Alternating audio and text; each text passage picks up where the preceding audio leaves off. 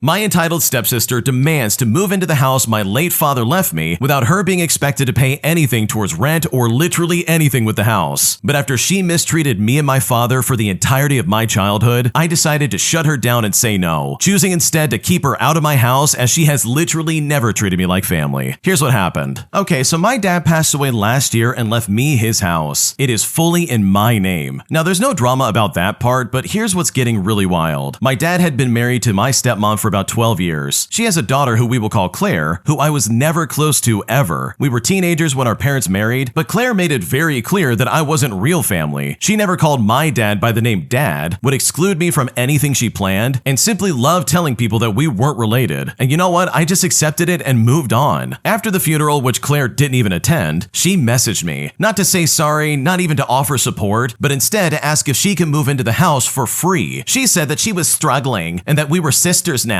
and that dad wouldn't want her to be homeless. Meanwhile, she barely acknowledged my dad when he was alive, only showed up when she needed something, and now she wants to live in the one thing that he left me. Well, I told her no, I'm living here, and I'm not about to share it with someone who never treated me or my dad like family. When I said this, she flipped out and said I was punishing her for being a dumb teenager. Then my stepmom messaged me too, saying I was heartless and that family is family. But Claire never treated us like family until it became convenient for her. I'm just protecting what my dad left me. Okay, honestly, dude, this is absolutely ridiculous that your stepsister's acting like that. She didn't even have the decency of showing up to the funeral. You know, the bare minimum of what she would be expected to do. Like, good lord, that is so unbelievably entitled. And not just that, it's just toxic and nasty for no reason. From the sounds of it, you guys didn't do anything to Claire. I'm willing to assume that she had some kind of decent childhood, and her only grievance was that she now had step-siblings and a stepfather. So for her to not even apologize for the way she acted, but also to sit there and be like, oh, I was a dumb teenager, you can't blame me. Like, that's just stupid in my opinion and completely unacceptable. So yeah, if I was in your shoes, I would do the same thing. I would return the favor and be like, sorry, but it seems like you're gonna have to figure something out. Because last I checked, we're definitely not sisters. Because if we were sisters, you would have treated me better when we were growing up. If you like Am I the Jerk, you're probably going to love Am I the Genius. Check it out, link down below in the description. Also, go to AmITheJerk.com/submit if you would like to submit your own stories.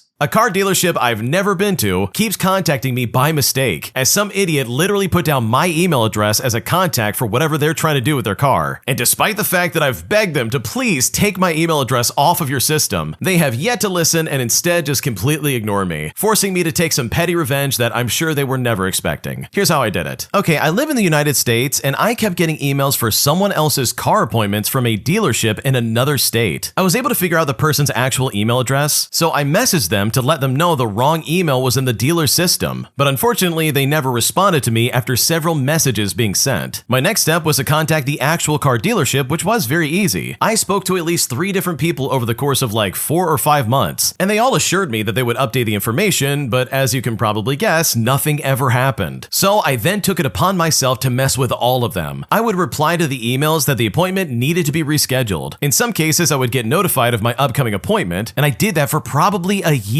I could tell based on the emails that the vehicle was a new vehicle, so they must have had some kind of standard free services like oil changes that they were providing and setting up appointments for. After the first year of doing this, I decided I wanted to sell the car. I used one of the calculators the dealership provided, and I would set up phone calls to have sales reps contact me to discuss trade-in value and what kind if a new car is what I was looking for. And I can assume it was really confusing to the car owner when they were getting those calls. Now, over the course of this, I would also get surveys, and I would always indicate in the email that I would like a call back. And this is kind of a 2-for-1 petty revenge, one for the owner of the vehicle and one for the car dealership. Eventually, I stopped getting emails, but honestly, this should have stopped a long time ago. Holy crap, this would drive me up a wall. I get so many emails throughout the day, and the fact that they're not able to like take my email out of their system after calling like 3 different times, like dude, there is no way I would put up with that. That is super frustrating. So I love the fact that you stepped in and said, okay, we're gonna get some weird revenge on these people. Because honestly, this is exactly what you should be doing, especially if they're just gonna ignore you for months at a time. Like this literally is the least you could do, and honestly, I love the fact that you inconvenienced them, because they absolutely deserve this. Am I the jerk for not giving an older coworker a ride home after she called me slow at work after I made a mistake that honestly I was trying to avoid. Because right now she is guilt-tripping me hard and I'm not sure if I'm in the wrong. Here's how it happened. I'm a 23-year-old female and I've started a new job a few weeks ago and I'm still learning where everything is and how to do my job properly. I work in a big store and also have a learning disability, so it takes me a bit longer to learn things than the average person. I work with this older lady in her 50s who has been training me, and unfortunately I messed up a few times yesterday. This lady had been working at the store for about 20 years. I was raised by my grandparents, and I understand older folks can say things that may come off as offensive even if they don't intentionally mean to. Well, she laughed at me and told me that I've been here for a few weeks and I shouldn't be making mistakes. She had asked me if I drove myself to work and I said yes, and she continued to laugh again and asked me how I didn't get lost, implying that I'm slow. Now that really bothered me because, as I mentioned above, I do have a learning disability and I really do try my best at work. She was complaining about me to management, telling them that I was too stupid to even function, that they need to stop hiring slow people, and that they should just fire me altogether. The next time I saw her, I explained that I have a learning disability and that it takes me a little bit of time before I can get things perfect. I also told her that her comments were making me uncomfortable and if there was any way that we could get past this. When I said this, she told me that I was being too sensitive and that my generation just can't take criticism anymore. At that point, I honestly decided to stay away from her and just focus on my job. Some of the comments she was making about me were making me feel uncomfortable. Now, I hope I'm not being overly sensitive, but I don't appreciate being insulted and verbally mistreated even after I try to communicate and talk it out like an adult. Well, fast forward to the end of the shift, and she followed me to the bathroom and asked me if I could give her a ride home. But you know what? I just told her, well, not today. And when I said that, she tried to make me feel guilty because of how old she is and that I was denying an older woman a ride home. She then stated that I was being immature and that I was holding a grudge on her because of what she said. I walked away from her because I just wanted to go home and not have any more confrontation. But you know what? I honestly was just not comfortable giving her a ride home. I don't even know this woman. I also wasn't happy with the fact that she insulted me multiple times during the shift and made some comments about me that were completely uncalled for. I try to be kind and help out whoever I can, but I'm also not going to go out of my way for someone who has insulted me and made me feel uncomfortable. So seriously, with all things considered, am I the jerk for denying an older woman a ride home? Because right now, I'm not sure if I'm in the wrong. Okay, your coworker's being super inappropriate. She seriously is going to sit there and be like, wow, you're slow, you deserve to get fired. And then in that same sentence be like, hey, can you give me a ride home? Oh, you're not going to do it? Wow, you are so incredibly awful. It's like, dude, what are you talking about right now? You literally insulted me and called me slow in front of my manager. Why should I then be obligated to give you a ride home all because you're an old woman? And also, on that same note, if I was in your shoes, I would be reporting this lady to management of some kind. This behavior is so abnormal, it's not even funny. You don't deserve to get treated this way, and you absolutely should not have to put up with it. So no, you're not the jerk for denying this idiot a ride home. As far as I'm concerned, she can walk for the rest of her life, especially if she's gonna call you slow and insult you in this kind of way. An entitled Karen bullies someone over a public airport seat, literally causing a disruption that I honestly think could have been completely avoided. Here's how it happened. Okay, so I overheard this conversation in the lobby area outside my flight's gate today, and I honestly could not believe it. A lady came up to the woman sitting behind me and said something along the lines of, "You're sitting in my seat and I'd like it back." When the woman, sitting reasonably, said, "This is a public area, you can't just reserve a seat and expect people to get up for you," this lady went on a whole tirade. Something about how she'd been sitting there before, it's her seat, and she left to go to the bathroom for like 5 minutes, and she expects to be able to sit in the same place when she returns, which seemed kind of odd and unreasonable. Then she tried to shame the woman and said, "You see I have a brace on, I have a disability, just let me sit down," which would be kind of reasonable if she'd asked nicely. But here's the thing, there's also a bunch of seats all around, including right next to where they were. The woman sitting said this didn't have to be a big deal, and while normally she would probably just get up, she said she wasn't going to respond positively when people are being rude to her. Then some other lady joined in and they were basically both berating the woman sitting over an extended period of time. They even tried to like move her bags without her permission and would simply not let it go, even after the seat leaver sat down right next to her old seat. At a certain point, I asked them to please stop because it was just unnecessary conflict for no reason, and they seemed to actually think I was taking their side as they bullied someone for no reason. It was honestly very delusional and very entitled behavior. Okay, someone in the comment section said exactly what I was thinking. They literally said, "Oh, I would sit in that seat until the end of time," and oh my god, I feel the exact same way. If you're gonna come at me with that kind of heat, then you better be prepared to catch the smoke, dude. There's no way I'm gonna put up with that. Like seriously, what did she really think was gonna happen? Did she really think she could like bully someone and treat them like garbage, and somehow they would be like, "Oh, you're right, I'm sorry I sat here. My bad, I'll move out of the way." Like no, dude, at that point, you're giving them a license to double down. Like, they're never gonna stand up now. They're gonna sit there forever. And I know for a fact, if I was the person getting yelled at, I would sit in that seat and be smug the entire time, because that crappy behavior absolutely deserves to get punished. My job forces me to deal with big parties at a restaurant I work at, and the one complaint I have is that people never remember their order, and I'm truly so done dealing with this that I just don't know what to do. Here's what's going on. I want to start off by saying that this is really a big rant because this is something that's really been annoying me lately about my job. Now, I need to emphasize that I'm not a server at the restaurant I work at, but instead I am a busser, a runner, I do expo, and I'm a host, and often all at the same time because the place I work at is severely understaffed in those positions.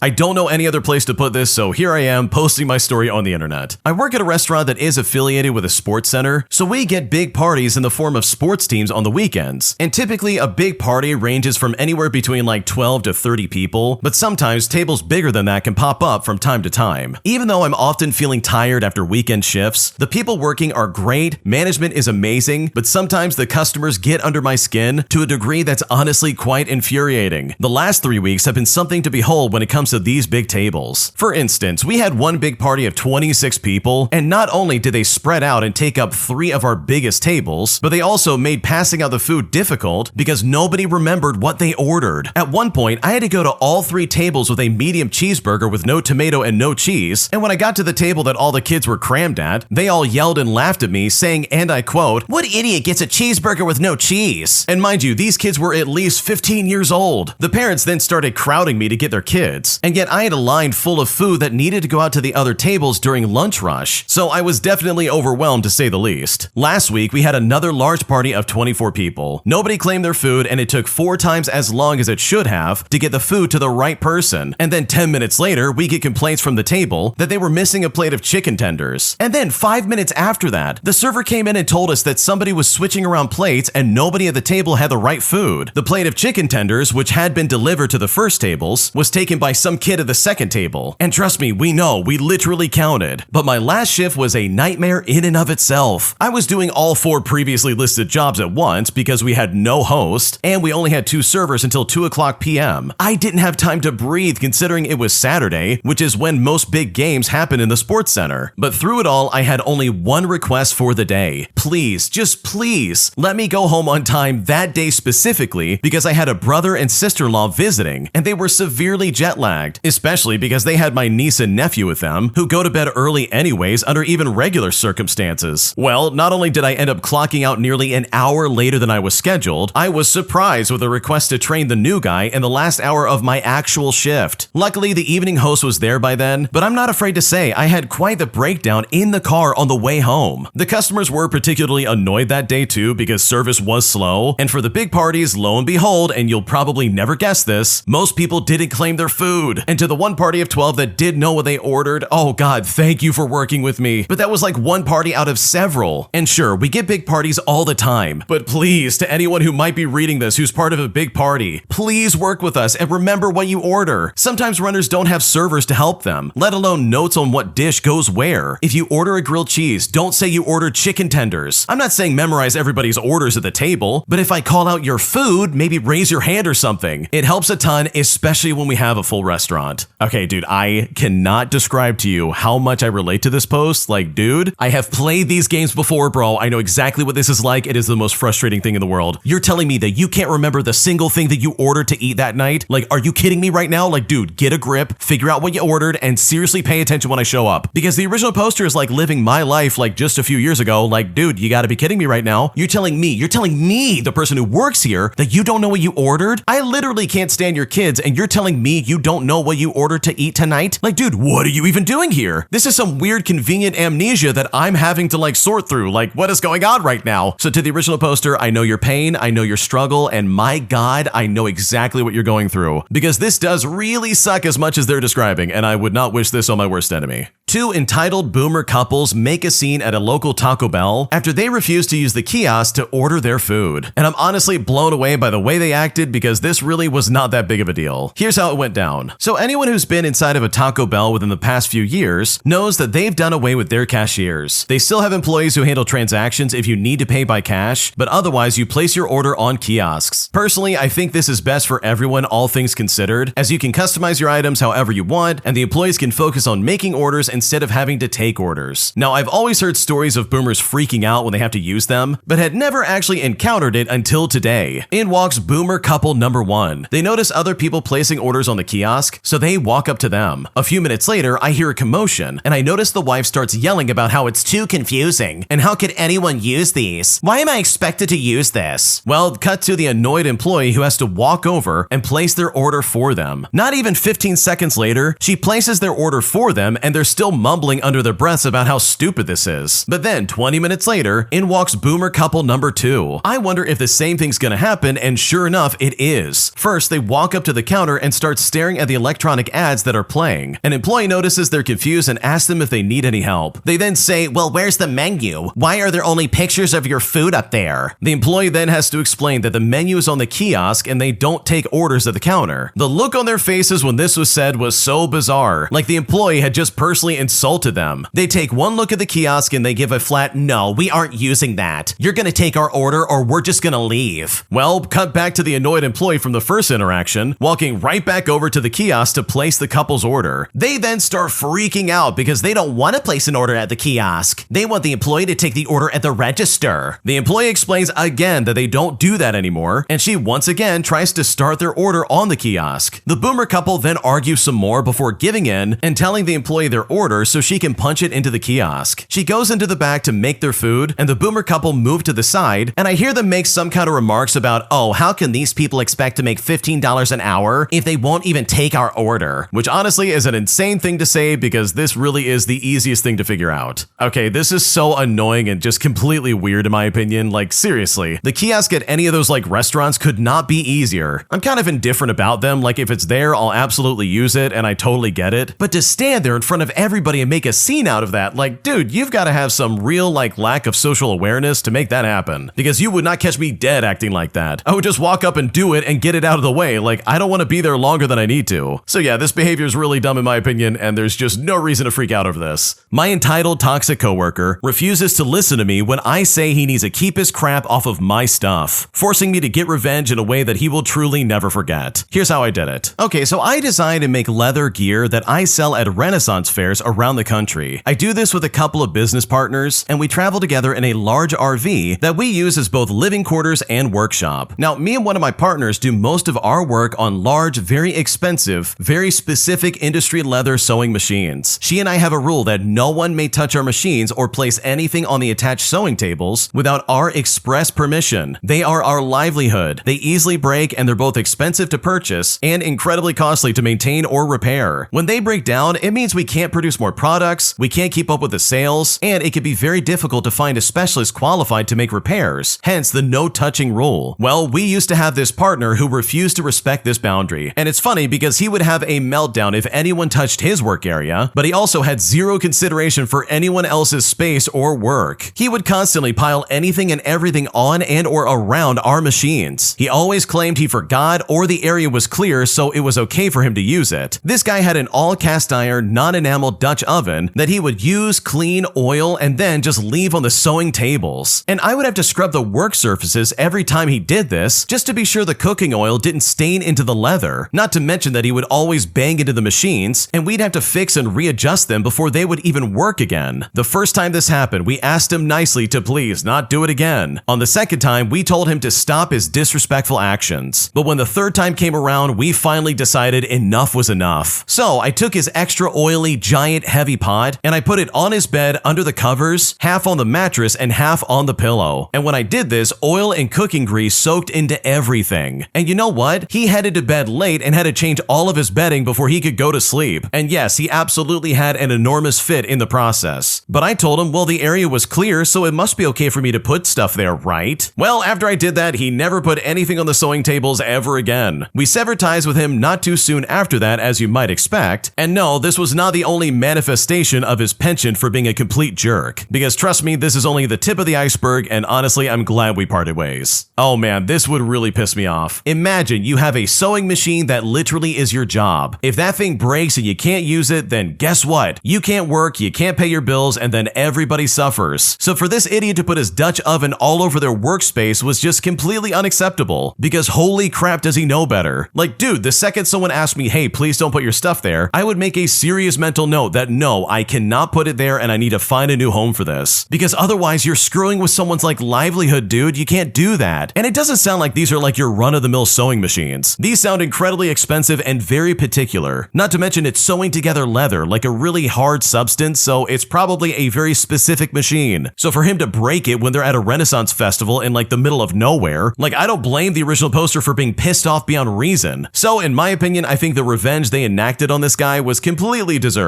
This guy was disrespecting your space, he was not listening to anything you're saying, and he was hindering your ability to make money and make a living. So I think it was only right that you return the favor and hinder his ability to get a good night's sleep. School bully crushes my family jewels, so I make his phone and girlfriend disappear. Here's what happened. Subscribe to Am I the Jerk on YouTube and hit the bell for notifications.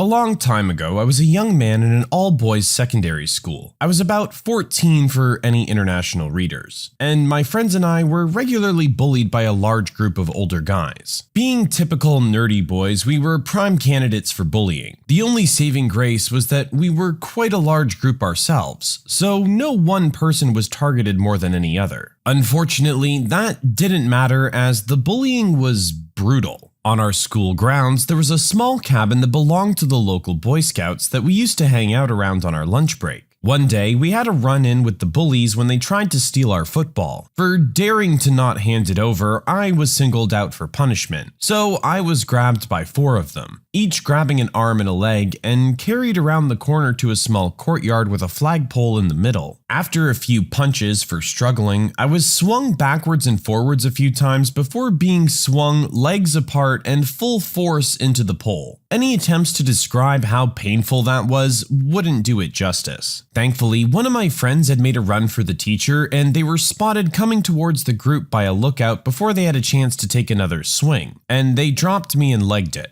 I was carried off to the school's office, nauseous and in tears, and my mum was called. She found me with an ice pack between my legs and ghoulies the size of oranges. As she was talking to the receptionist and teacher, my friends ran up to me and passed me a mobile phone. I was confused, as I didn't own one, and it was at a time when they weren't nearly as common as they are now, and they didn't even have games on them yet. It was an early Nokia with an LCD screen. I looked at my friend and asked whose it was. He told me one of the bullies had dropped it as they ran off, and he thought that I should have it as a small way of getting back at him. I took the phone and left with my mum. That evening, I was in my bedroom feeling sorry for myself, and I'd forgotten about the phone in my blazer pocket until I heard it go off. I took it out and saw he'd received a text message from his girlfriend. This was before phones had sophisticated locks, and the bully hadn't set a passcode. I had no idea which bully had owned the phone, but I had his name now at least. I decided to mess with him. I was off school the next day, but when I went back in, I talked to my friends about it and we came up with a plan. One of my friends with a mobile phone was going to leave a message pretending to be a guy he'd recently met, and we were going to make it look like he'd been having a relationship with him and meeting in secret. We carried on sending messages for the rest of the week, and I was also replying to his girlfriend, although I deliberately made my replies shorter and less intimate than they had been before I got hold of the phone. I'd arranged for my bully to meet his girlfriend in the local town that Saturday, but was planning to stand her up, while simultaneously having my friend text the phone about ditching her to go to his place instead. I replied, agreeing, and said I'd tell her I couldn't make it. I didn't. I'd waited in town where we were supposed to meet, and saw a girl walk up and wait for a bit. She then got out her phone and typed a text. The phone went off in my pocket. I left it alone.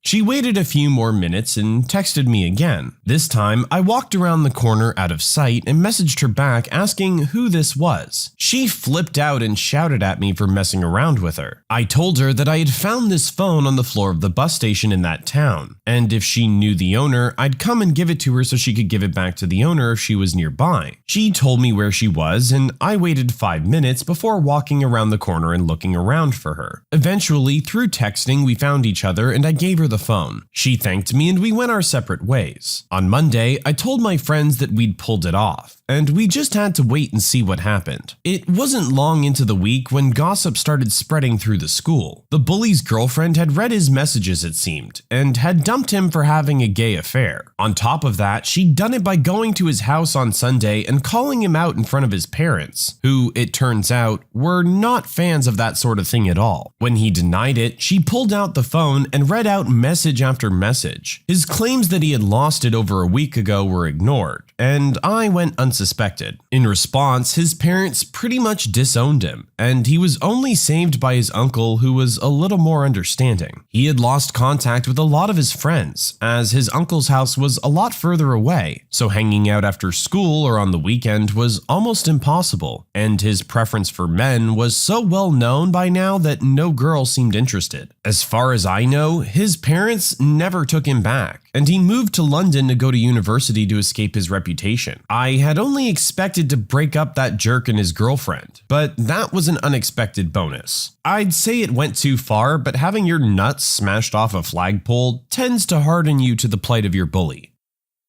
Wow, you had quite the plan set up here. I wish I was half as creative as these people on Reddit, honestly. Maybe I could have dealt with some of the jerks I've had to deal with over the years. This one does feel like it kinda blew up way more than our poster intended, though. Was the pain our original poster endured worth essentially ruining one of those bullies' lives? I don't know. But I totally understand you wanting to get back at them in some way. Maybe this just spiraled a little out of control, though.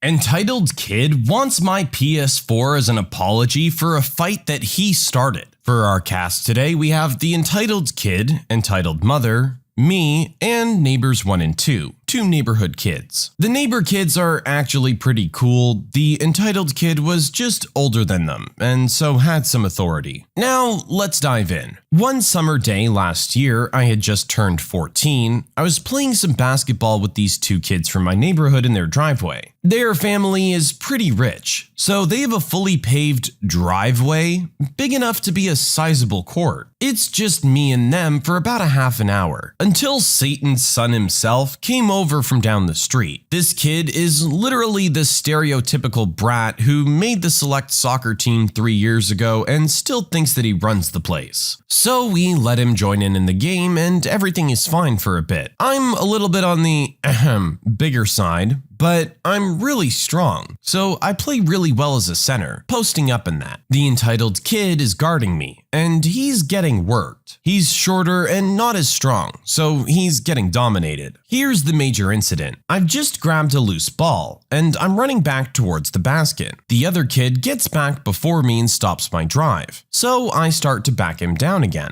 He must have just been really frustrated by him not getting a chance on defense, so he thinks up a plan. At this point, I was wearing a hoodie, and this jerk grabs my hood from behind and pulls as hard as he can. I, not expecting my airflow to be cut off, especially when I'm breathing hard, start to panic. I can't shake him off my back. I don't know how long he's hanging on, but it felt like a whole 45 seconds. That may not seem that long, but I'm freaking the heck out with no air, so it feels like forever. An eternity later, he loosens his grip and I finally get him off. I'm absolutely fired up, so I punch him right on the nose. Definitely not as hard as I could, but it certainly would have hurt a lot. This little brat, however, drops like he's out cold. Meanwhile, I'm on my knees trying to get my breath back. He's bawling his eyes out, rolling and screaming and all that, being the melodramatic turd that he is. But his mom is running over, and it was that moment where I knew I was screwed. Now, sometime between when he started and when I socked him, his mother came out, but she's the typical, I want to speak to the manager, white upper middle class mom who volunteers to be the head of the PTA every year, and goes to Starbucks 20 times a day, and the entitled kid is very much her son. son. Oh my god, are you okay? What did you do to him? He just nearly choked me out, so I punched him. Why would you do that? You're so much bigger than him. But he was choking me out. Come on, dude, you gotta be more mature about this. What do you expect me to do? Apologize to him for making him choke me? This whole thing goes on for a little while until the neighbors step in to try to protect me. Original poster didn't do anything wrong. Yeah, he didn't even hit him that hard. But OP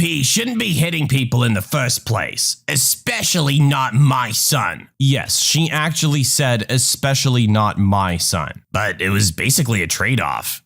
Why are you guys trying to protect him? You should probably go inside. You don't know what you're talking about. They keep trying to help me out, but to no avail. This just continues for another 5 minutes before entitled kid gets up and limps back to his house. I just go home, cause I'm sick of this crap and I'm tired. The next day, I try to go back over, but the entitled kid is there already. Neither of his parents' cars are there, so I assume that he's staying at the neighbor kid's house until they come back. I decide to go back inside because I don't want to interact with him. A couple hours later, entitled kid shows up at our door with his mom standing at the gate of our fence. Hi, original poster. I was just coming over to say sorry for choking you yesterday. I won't ever do it again. At this point, my mom comes to see who I'm talking to and she asks what's going on. Entitled mother pipes up and says, "We're here for your forgiveness gift." My what? Your forgiveness gift. It's a tradition in our family that the person who apologizes last has to give the other person something to make up for it. My mom. Excuse me, what's going on? I explain what happened, and as I explain what happened, she seems to get more and more disgusted by the situation. I finish explaining and turn back to entitled kid who had tried to correct my story while I was explaining it to my mom, saying things like, "He punched me twice in the face and then kicked me in the nuts while I was crying on the ground." My mom is basically a bomb-sniffing dog for lies, so I can see from her face that she knows that's bull. I turn back to entitled kid. My mom, I'm sorry, but we don't do forgiveness gifts in this family. We do in this one. Entitled kid, pick something out. Entitled kid looked around and saw my PS4, and he points at it. Mommy, I want that. Keep in mind that this kid is just about a year younger than I am. Too old for mommy. Too old for this whole situation in my opinion. Entitled mother walks up to our door and sees it's my PS4. Great, we'll take that as our gift. My mom, with steam billowing out of her ears, slams the door in their faces and quickly locks it. They start pounding on the door so hard that it sounds like they're trying to break it down. We leave the door, but they stay there pounding on the door for at least another 5 minutes before finally leaving. I still leave my neighbor's house anytime I see that jerk or his mom walking down the block.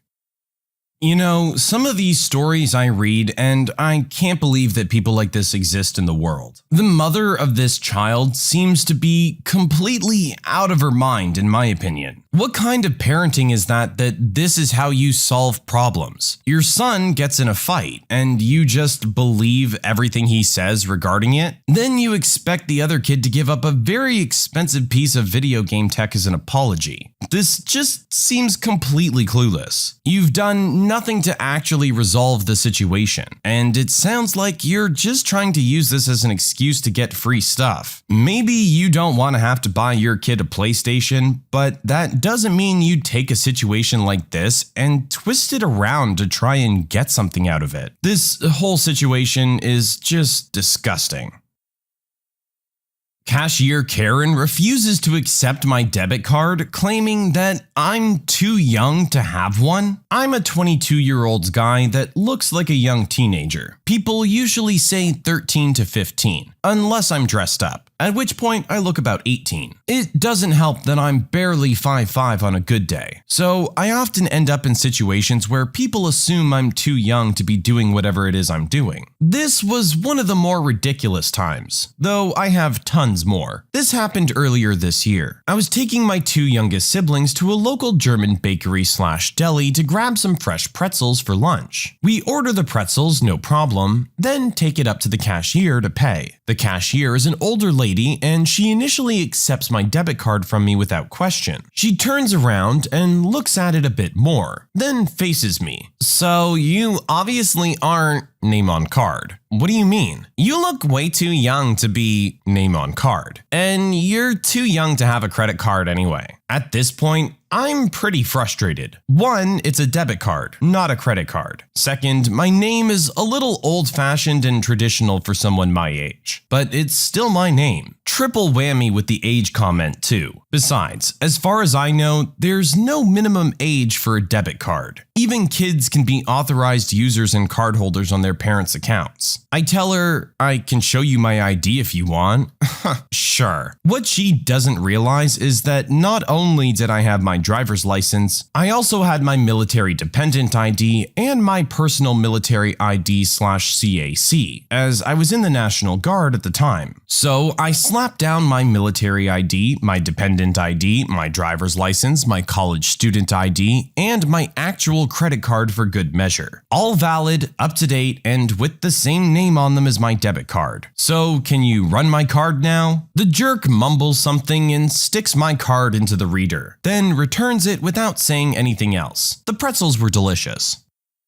What kind of power trip is this cashier on? The kid's trying to buy some pretzels. Who are you to say no? Maybe you had a suspicion that the credit card was stolen or something, but you don't get to make that assumption. People's names could be anything. There's no specific name for a specific age. Gwyneth Paltrow named her kid Apple, for God's sake. You can't make an assumption based on someone's name. That's one of the stupidest things I've ever heard. The least she could have done is apologize at the end of it, but you know people like this never do.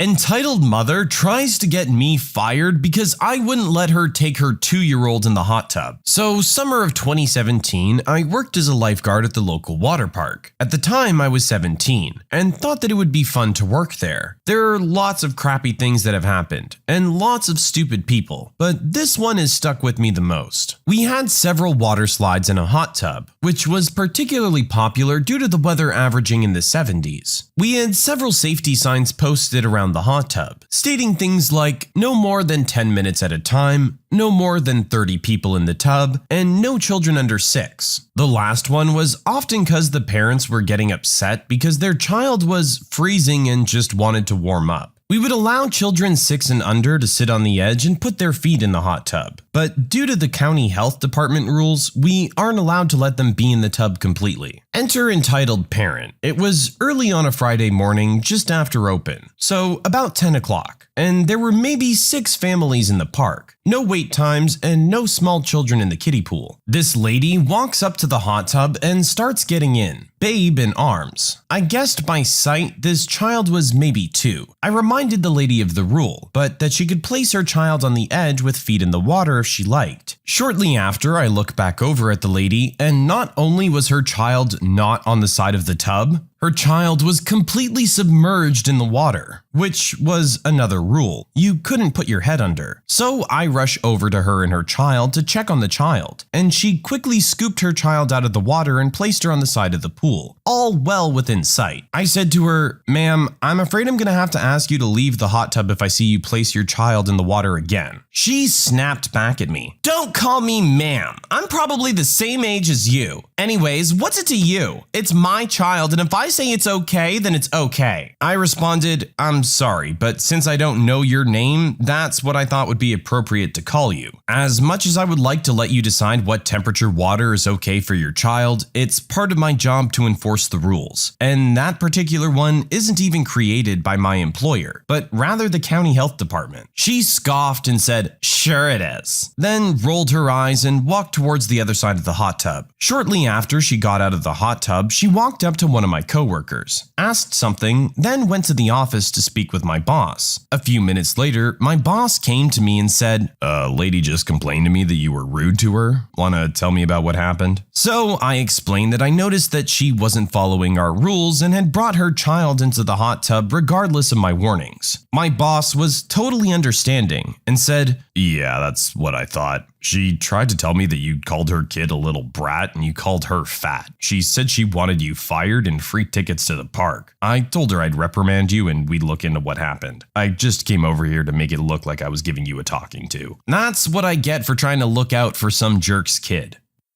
This lady doesn't realize it, but you actually did her a massive favor. There's a specific reason why kids aren't supposed to be in a hot tub. Their body temperature fluctuates much quicker than ours do. I guarantee that kid was not going to be comfortable after a couple of minutes. Also, I don't think extreme heat like that is good for a kid. There's a reason adults aren't supposed to spend more than 10 minutes in there. There's a reason you're not supposed to dunk your head under. If you had to just let this mother do what she wanted, that kid could have come out the other end a lot worse off. Some people just really don't like being told what to do. Like, there's signs all over the place. She can't turn around and get mad at you for enforcing them. And being perfectly honest, even if there wasn't a sign there saying no kids in the hot tub, if I were in your position, I would still be telling this mother absolutely not. Let her file whatever complaint she wants. At least I know I'm looking out for the kid. Just don't let this interaction weigh on you. She was a jerk and you were just doing your job. And beyond that, just doing what was right in general. No decent person is going to hold that against you.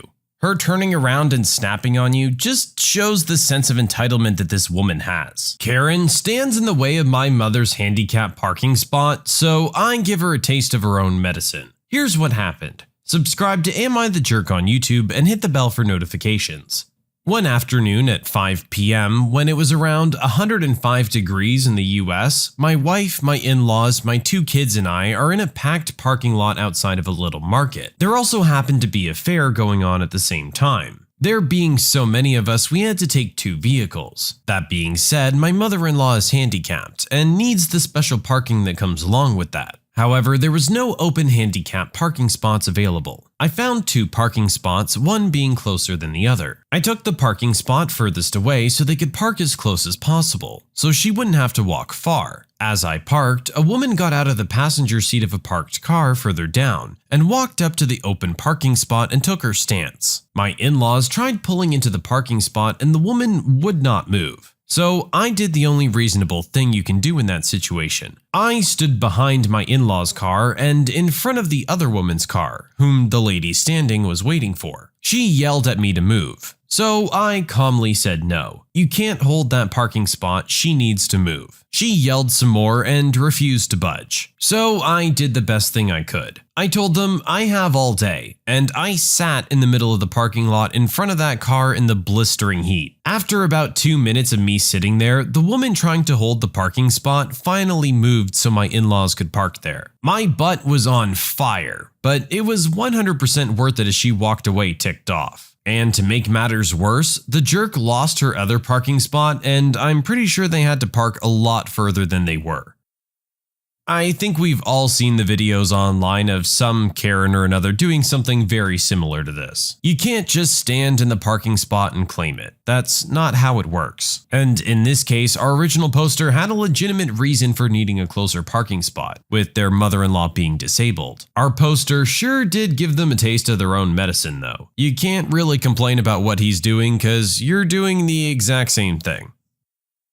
Entitled mother and daughter ruin my friend's marriage proposal. In this story, I'm going to leave out some details and things that were said, mainly because most of it gets off track from the point I want to say, and are just rude and childish for me to explain and mention. This happened last week. It was the first warm, sunny day we had in a while, so my friends decided to go to the park and hang out. It was Saturday and most of us didn't have work that day. We bring some food, a football, and we're having a good time. There are also some families, people walking on the trails, kids at the swings and jungle gyms, etc. Just a generally nice day. We're at a picnic table eating, having dessert, when a friend suddenly stands up and says he has something to announce. He then turns to his girlfriend that he has been dating since grade 10. and proposes with a ring, surrounded by friends in beautiful scenery, lovely time and place. His girlfriend gets all teary-eyed and says yes. We cheer and congratulate them as he puts the ring on her finger. A little while later is when entitled mother and daughter walk up to us. Entitled daughter must have been about 10 or so years older than any of us, and it amazed me how she acted like a 5-year-old wanting a toy she couldn't have with her mother. They approach us, and for a moment I think maybe they're congratulating my friends. Nope. Entitled mother. Excuse me, may I ask a favor? We all look at each other confused. The boyfriend.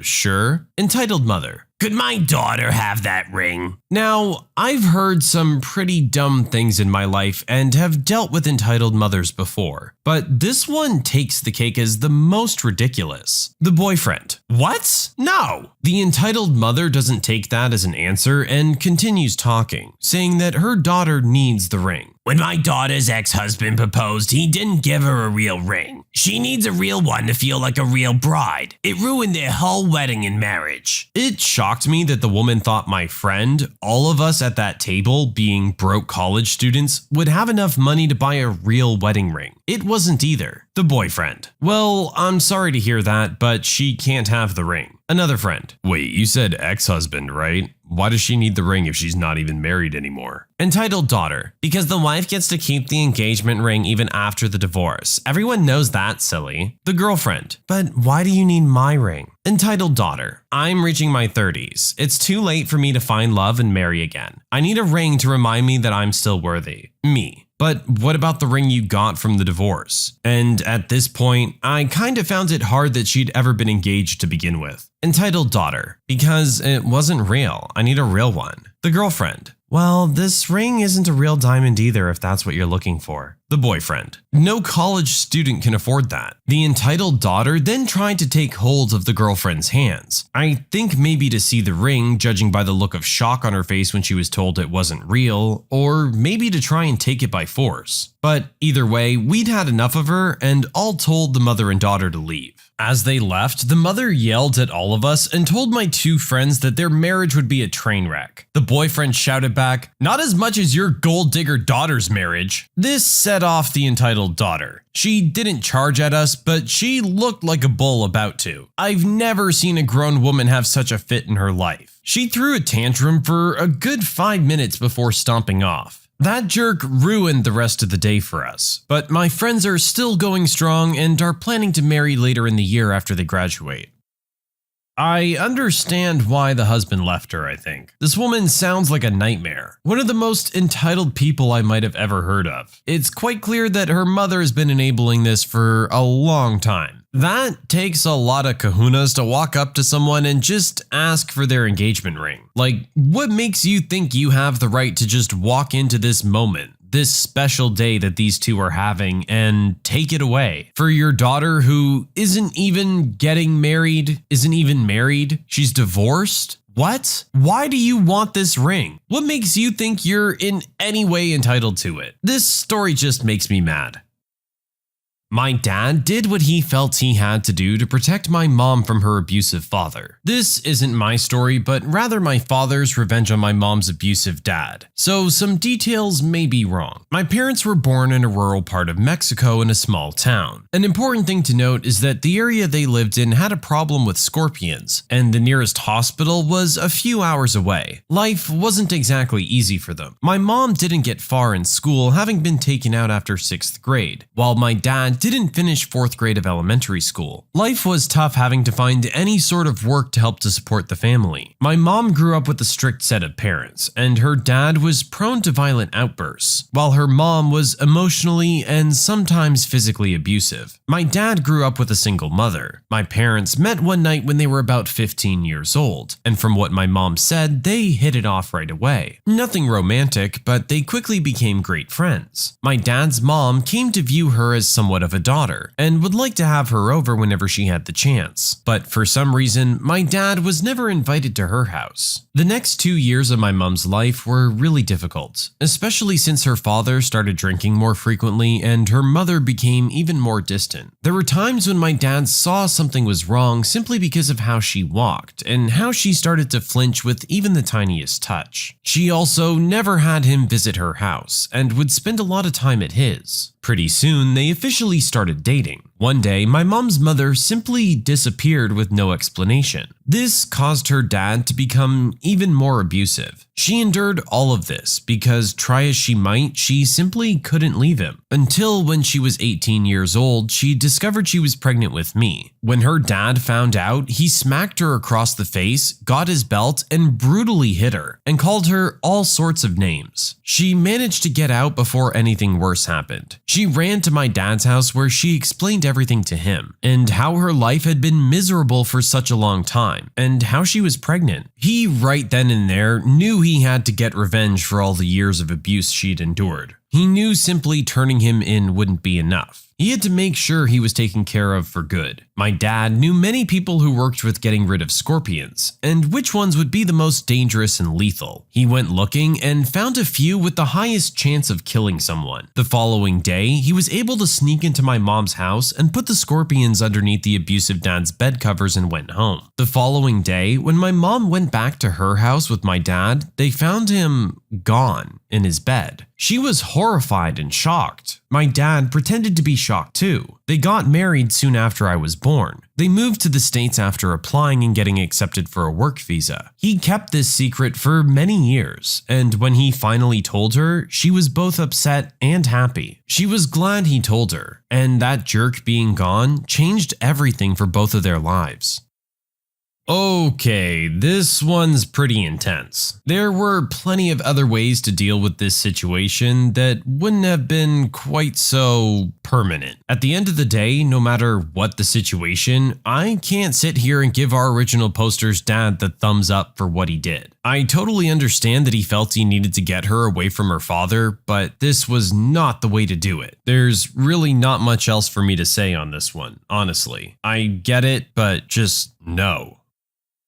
The bouncer tried to steal my ID, insisting that it was fake. This happened a few years ago. I definitely look older now that I am older, currently 27. But when I was 25, I tried to get into a bar back in my hometown. I was in line with my friend who was in their mid-30s. The bouncer was checking all IDs, which is pretty usual. I hand him my real ID. I'm above the legal drinking age, so shouldn't be a problem, right? The bouncer examines my ID way harder than he did my friend's. Then he scans it, which he didn't do to anyone else before me. The scanner approved it, but he's not buying it. He looks at me and asks me the name on my ID, which I tell him. I know all the information on the card because it's my real ID. He proceeds to take my ID and tells me he knows it's fake and that he's keeping it. I start to kinda panic and defend myself, telling him it's real and I can show him my debit card or something else to prove it. He stands his ground trying to wave me off and starts helping people behind me. I start getting upset, telling him to just give me back my ID and I won't go into his stupid bar. He refuses, saying he'll call the cops if I don't leave. I told him, yes, please do call the cops. That's my ID and you're trying to steal it, which can't be legal. If you don't call the cops, I will. My friend comes over to see what's going on, and I explain that the bouncer thinks I have the most impressive fake ID known to man and is trying to take it. She turns to the bouncer and explains that I'm 25 and of drinking age. Apparently, she knows the owner of the bar, so she demands that the bouncer return my ID, and that the owner will be hearing of this. The bouncer ends up handing my real ID back to me. I'm so heated now, I open my wallet and start pulling out all my cards, saying, see, look, my name is here, look. He just stood there being dumb. I got my ID back and we didn't drink there that night. That bar is no longer in business. Probably not because of the jerk bouncer or anything, but screw that guy. Bouncers are notorious jerks. Honestly, like, it's in the job description. But the fact that your ID checked all the requirements and he just took it upon himself to assume it was fake and then not even give you the chance to prove otherwise just shows what an arrogant jerk this guy is. I hate to say it, but he's probably in the right line of work. Unfortunately for our original poster.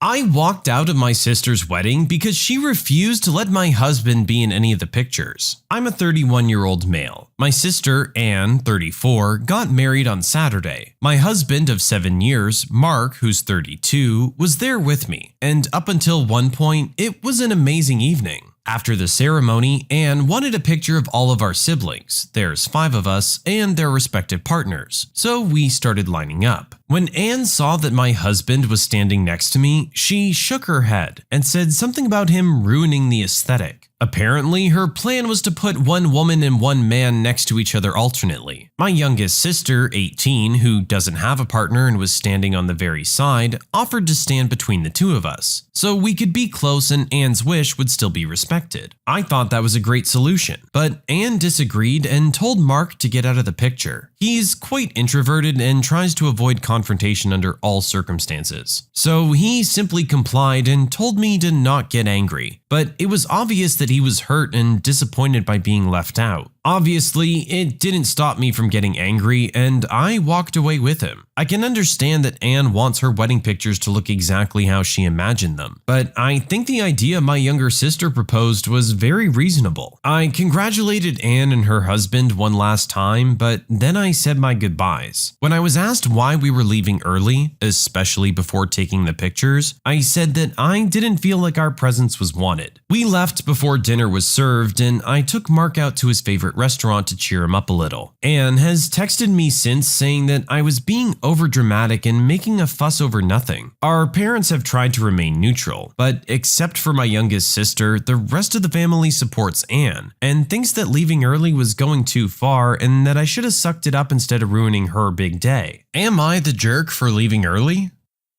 I totally understand why you would feel slighted on this. It just seems disrespectful. I totally agree that your younger sister's suggestion seemed like the perfect compromise. I really don't understand why the bride would be opposed to it. It's understandable that our original poster would read that situation as the bride just not wanting our poster's husband in the picture, period. I would like to say just let it go and try and enjoy the rest of the evening and spend time with your family at your sister's wedding, but I get how that would leave a bad taste in your mouth, and you wouldn't necessarily want to spend the rest of the night there. The last thing you want would be to make more of a scene because you feel ticked off. Honestly, it was probably the best call to just leave and call it a day. It sucks, but it was probably the best call.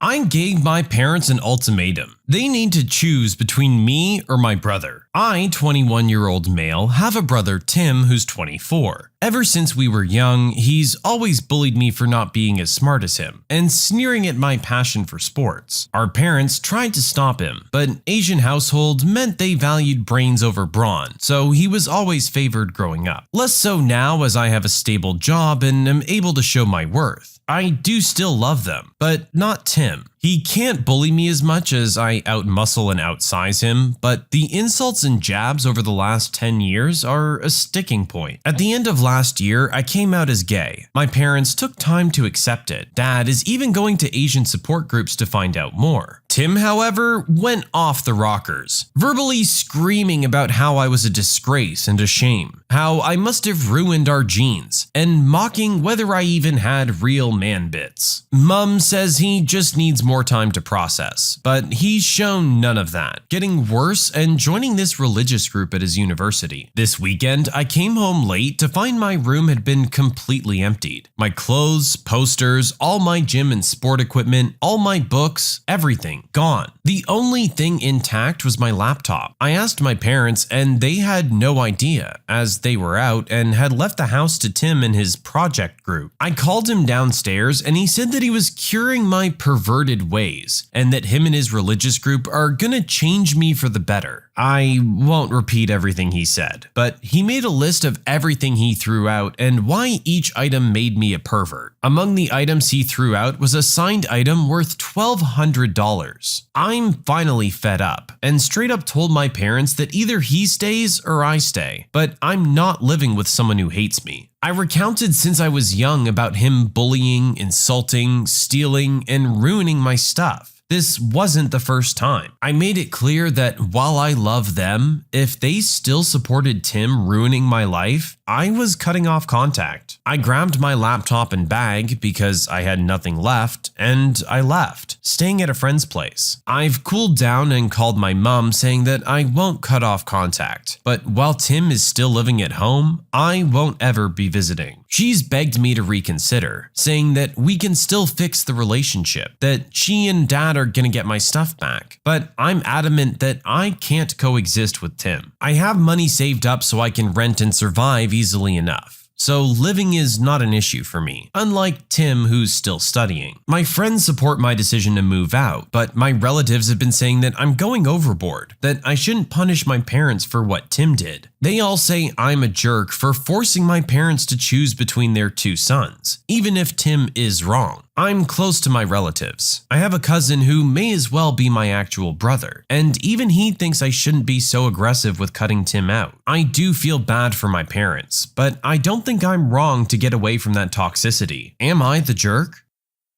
I think you're completely right. You don't need that kind of stuff in your life. Your brother sounds like a horrible, hateful person. And I understand how having your parents, the people that you love the most, still support this person who's making you absolutely miserable can be really difficult. But you get it at the same time. He's still their son, too. They can't really just abandon him. It sucks that this is what it has to come to for everyone to feel like they're in a safe environment, but maybe that's what has to happen. I am glad that you reconsidered completely cutting out your parents, because at the end of the day, I'm sure they don't want any of this. They want both of you to be happy and love each other and be good brothers. Unfortunately, they only have so much control over the situation. It sounds like the rest of your family is very supportive of you. Maybe you just move forward without your brother involved in your life. You'll be better off, it sounds like. Just focus on surrounding yourself with the people who are positive and do support you. Landlord refuses to let me leave after flood, so I come up with a plan to force them to pay me $5,000. Here's what happened. Subscribe to Am I the Jerk on YouTube and hit the bell for notifications.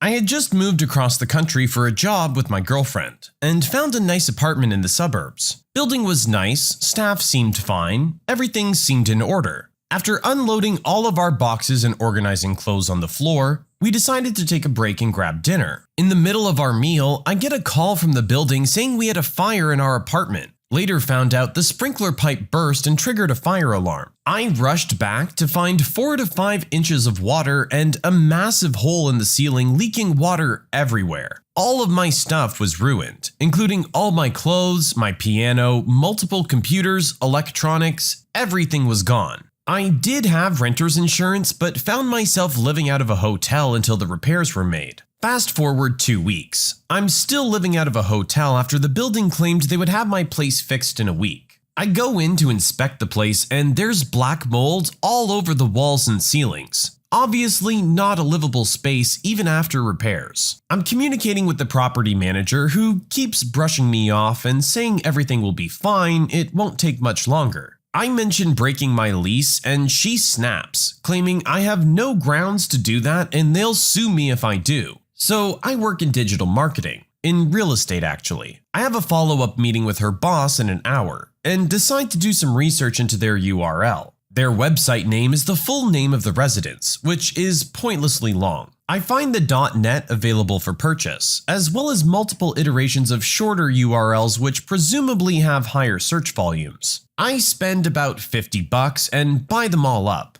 Then I call a lawyer buddy and talk to him about how to use language that will avoid sounding like extortion if I make them buy these back. I walk into the meeting and tell the GM that I want out of the lease immediately. I also say that I want my time off work to be compensated, compensated for all meals, and given a few $100s for the inconvenience of living out of a hotel for weeks. She literally laughs in my face and tells me I have no legal grounds. That's when the most satisfying moment of my life happens. I slide over the information of all the URLs. She doesn't understand what she's looking at. I tell her I purchased these domain names for this property. I'm planning on building a website that explains my story and includes links to your local competitors for free on the homepage of the site. I let her know what I do for a living and hand over an SEO audit I pulled for free on the internet of their current site and explain their poor performance. I let her know I'll have this website outperforming them within a matter of months with links to competitive properties and my story at the top. Her face drops and she's white as a ghost. She has me wait while she gets her lawyer on the phone. I explain everything to the lawyer, being very careful with the language I use. We settle on $5,000 for all the websites. No bad reviews ever, and they break the lease. A week later, when the check comes in, I transfer the domains to a very confused IT person who wants to know why I have URLs of their company name. The lesson in all of this? Buy good renter's insurance and don't let jerk landlords push you around. I don't think it's unreasonable for you to want to break a lease when you had a flood in your apartment within a couple of hours of living there. They're taking longer than needed on the repairs, and you don't know when you're going to be able to get back in. Not to mention a bunch of black mold now in your apartment. These are all perfectly legitimate reasons for why someone coming into this building would want to back out. Contract or not, I know I'd be looking to get out of there as quickly as possible. Not exactly coming away with a good first impression on this one, are we? I got carded at the bar not once, not twice, but 3 times. For reference, I'm 24, covered in tattoos and facial piercings, and my boyfriend is 29 and equally as decorated. There's a Mexican bar we go to every once in a while, and this story takes place there. To set the scene, the 3rd floor is 21 plus as it is strictly a bar, but the lower floors are family friendly. As we get to the top of the steps, the doorman asks for IDs, standard, so my boyfriend and I both take out our wallets. It's important to note that we each have an out-of-state license from completely different states. He glances at my boyfriend's and hands it back, takes a look at mine, squints at me, squints at it, tilts it around, scans it, looks at me, and looks back at the ID. Finally, I pipe up and say, "It's real, dude, here," and hand him my government ID with my name and birthday. He scowls at that and hands them both back to me and waves us on. So we both laugh and sit down.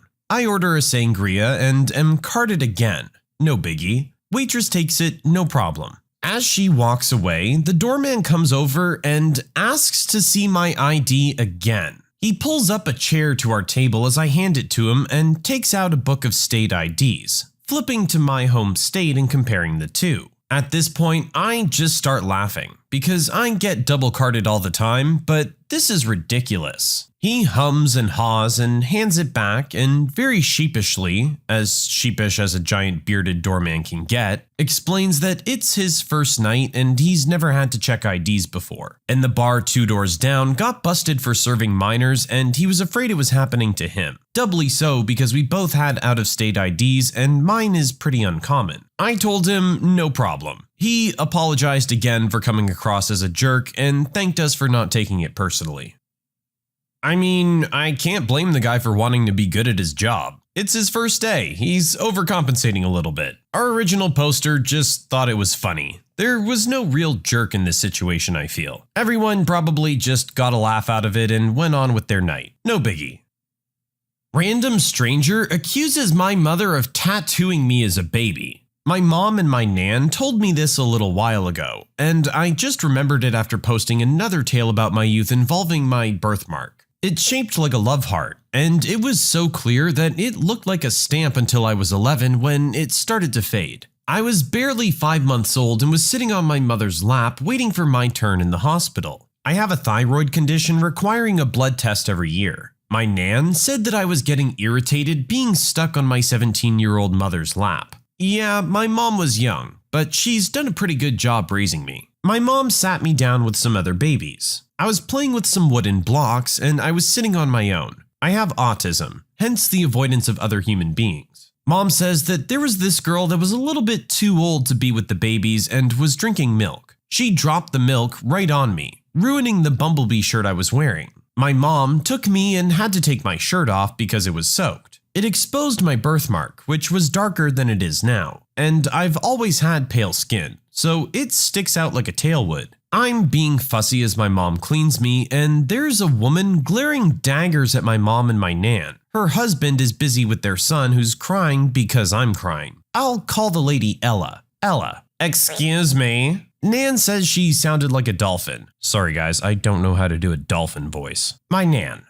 I'm sorry, original poster will calm down soon. My mom is very anxious as she's still a very new mom and hasn't met my second mom yet. They aren't in a relationship anymore, but they've been almost sisters since I was 4, and she's still a mom to me. Why have you tattooed her back? That's disgusting. No wonder she's crying so much. Tattoo? My Nan looks at my back and sees the love heart. No, that's her birthmark. It looks weird, I know, but it's not a tattoo. Of course it's a tattoo. No baby has a birthmark like that. Other parents are looking at her, including her husband. You're a horrible mother to do that to your baby. No, she's my granddaughter. My mom is close to crying from the embarrassment. I've stopped crying and am looking at the woman as she makes a gasp that sounds like she's choking to death. Nan's words, not mine. If you say a word about my daughter, I'll take a chair leg and shove it so far up your butt that you'll be mistaken for a unicorn. The woman acted like she'd been slapped. When a nurse came in, she was pulled by Ella, and Nan overheard her saying that my Nan was abusing me and my mom. The nurse looked at us and saw that we had clearly been crying while my Nan was visibly furious. Thankfully, her husband had some semblance of sanity in him. Ella's husband. My wife thinks that the young lady has tattooed her granddaughter's back. There's no way that's a birthmark. The nurse. Can you prove it isn't a tattoo? She's looking at my back strangely. My mom. I wouldn't tattoo my baby. My mom finally spoke up. I chose to keep her. I wouldn't do anything that'd take her away. My Nan. I'd like to speak to someone over these false accusations. Interestingly, my Nan is called Karen. Even non-entitled ones say that line. The nurse looked conflicted. She was facing an increasingly upset grandmother and a snobbish mother who was possibly genuinely concerned for my well-being. She called my doctor to stop what he was doing to come into the waiting room. That sounds like something she shouldn't have done, but my Nan guesses that the nurse wanted a witness or something like that. The nurse. Doctor, there's an infant here with a strange mark on her. One of the patients believes it's a tattoo.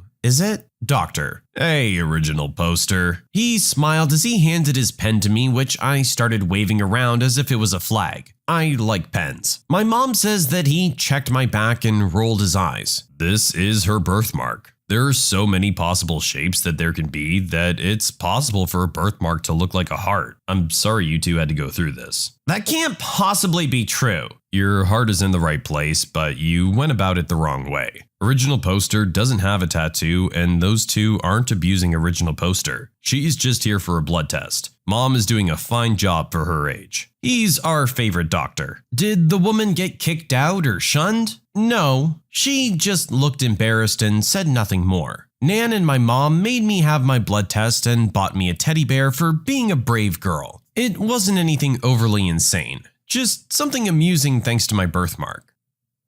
Can we get a round of applause for Nan and one of the most creative threats I think I've ever heard? Like, seriously, I'm gonna remember that one. I could see why at first thought that this stranger might think that it was a tattoo, if it's just a little too perfectly shaped. But you know what? You should kind of give people the benefit of the doubt that they're not gonna be tattooing their baby. Like, worst case scenario, maybe they went to Disney World and it's like a spray-on henna tattoo or something. That's gonna be about the extent of it. Like the doc said, I'm sure she was just looking out for the baby, but come on, just mind your business.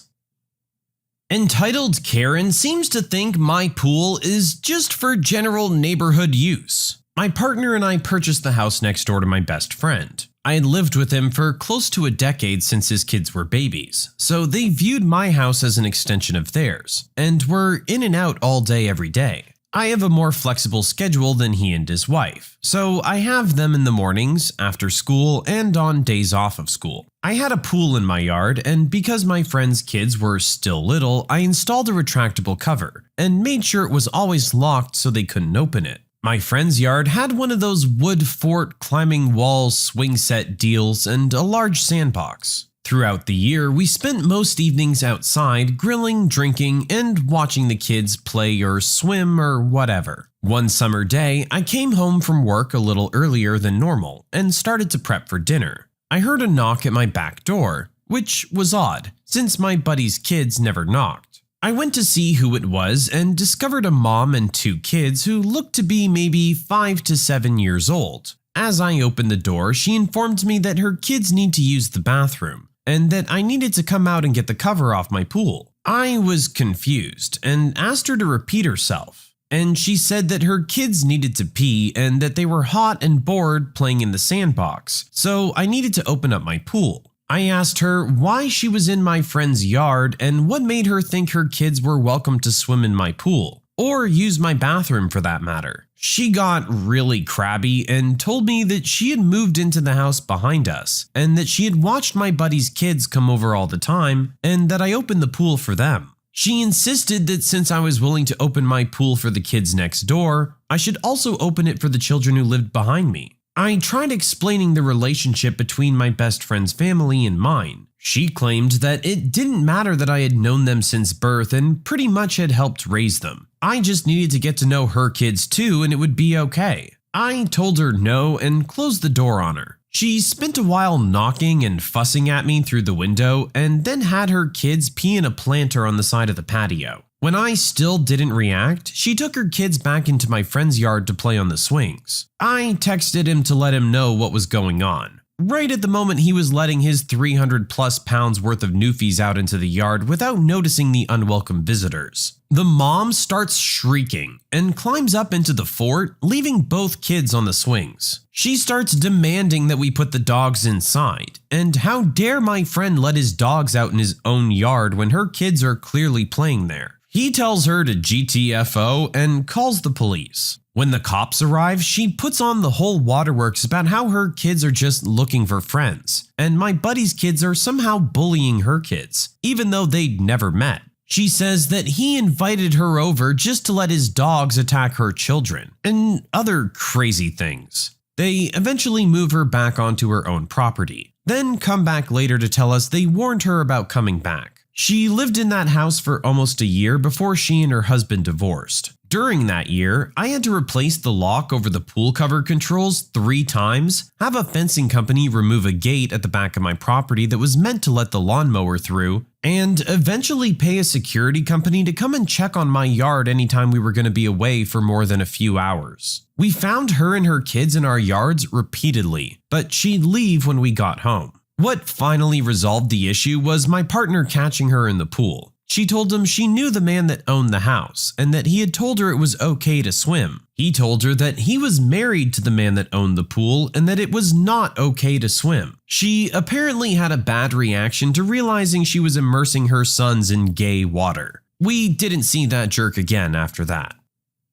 It must feel kinda nice to have a problem resolved with homophobia instead of started. That's crazy the extent that you had to go to keep her out of your yard though. I would think installing a camera in the back and getting her on camera a few times and eventually charging her with trespassing would get her off your property though. And hey, it never hurts to have cameras. But that is a crazy sense of entitlement that she has on behalf of her kids, thinking that they can just use your pool. Sorry, lady, it's private property. I'm sure there's a community center or something around where you can go and use that pool. And there's probably lots of other kids around for your kids to make friends. Don't be going into your neighbor's backyard. And if you do and your neighbor says no, instructing your kids to pee on their plants probably isn't going to help resolve the issue the way you want. Freeloading friend refuses to pay rent or get out of my apartment, so I infest the apartment with bugs. Here's what happened. Subscribe to Am I the Jerk on YouTube and hit the bell for notifications.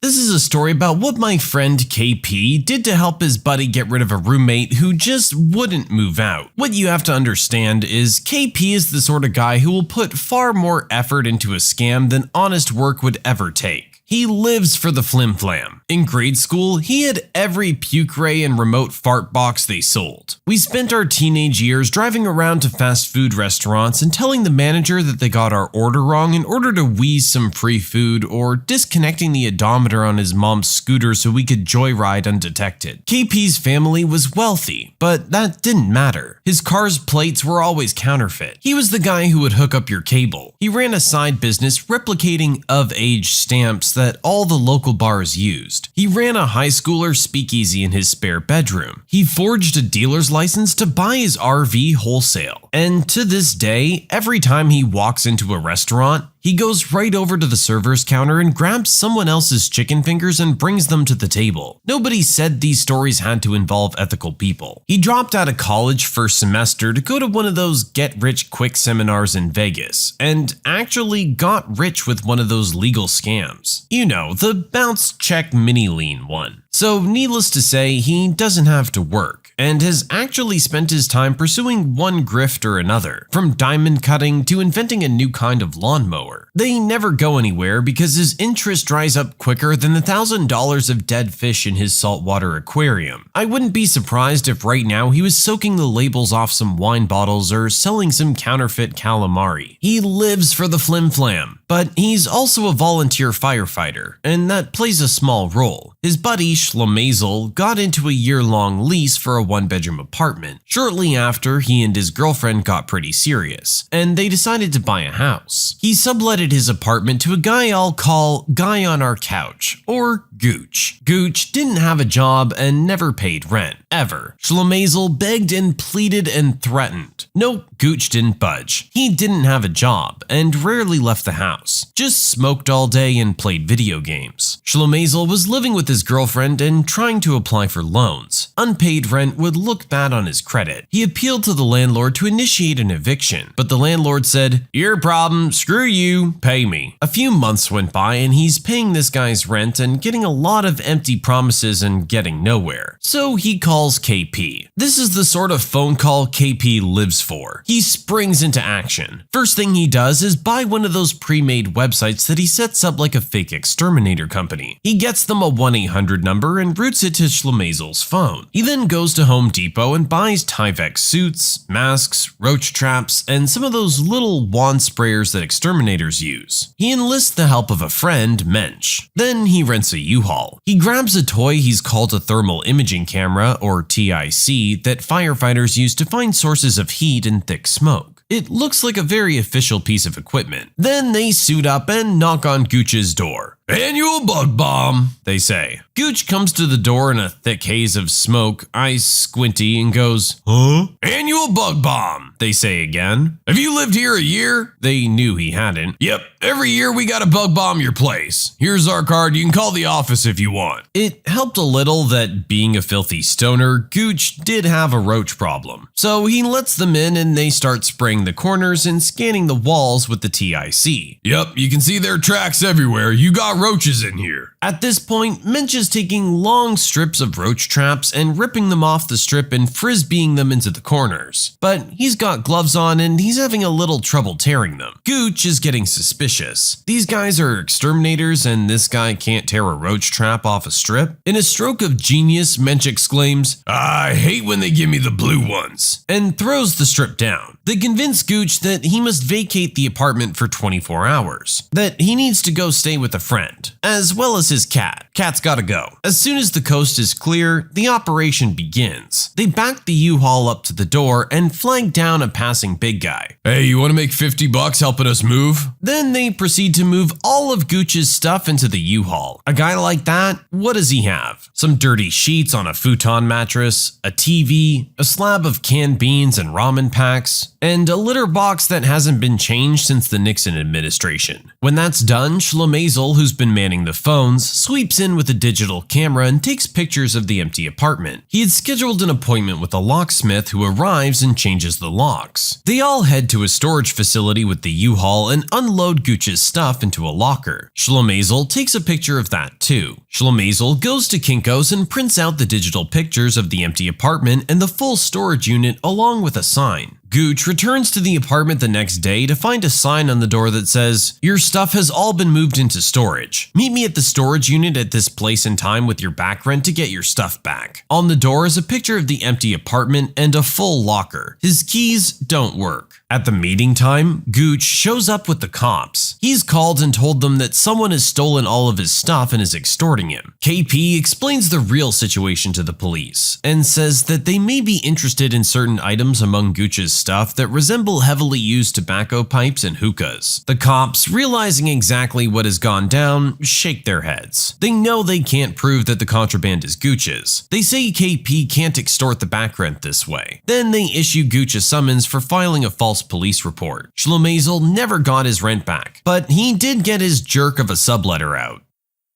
This is one reason I'd be afraid to rent out property. Sometimes it's hard to get that person to leave, even when you're in the right and they haven't been paying rent. In the meantime, you're losing income on a place where you could have someone living and actually paying you. Doesn't sound like this guy was taking very good care of the place either. However, to view this from the other side of the coin, I can understand why he would call the police. You can't really just go and take all of someone's stuff. That's not your obligation to do so. Because you're a friend of the owner, that's not on you. The owner needs to go through the proper process to get this guy out, and can't just hijack his stuff.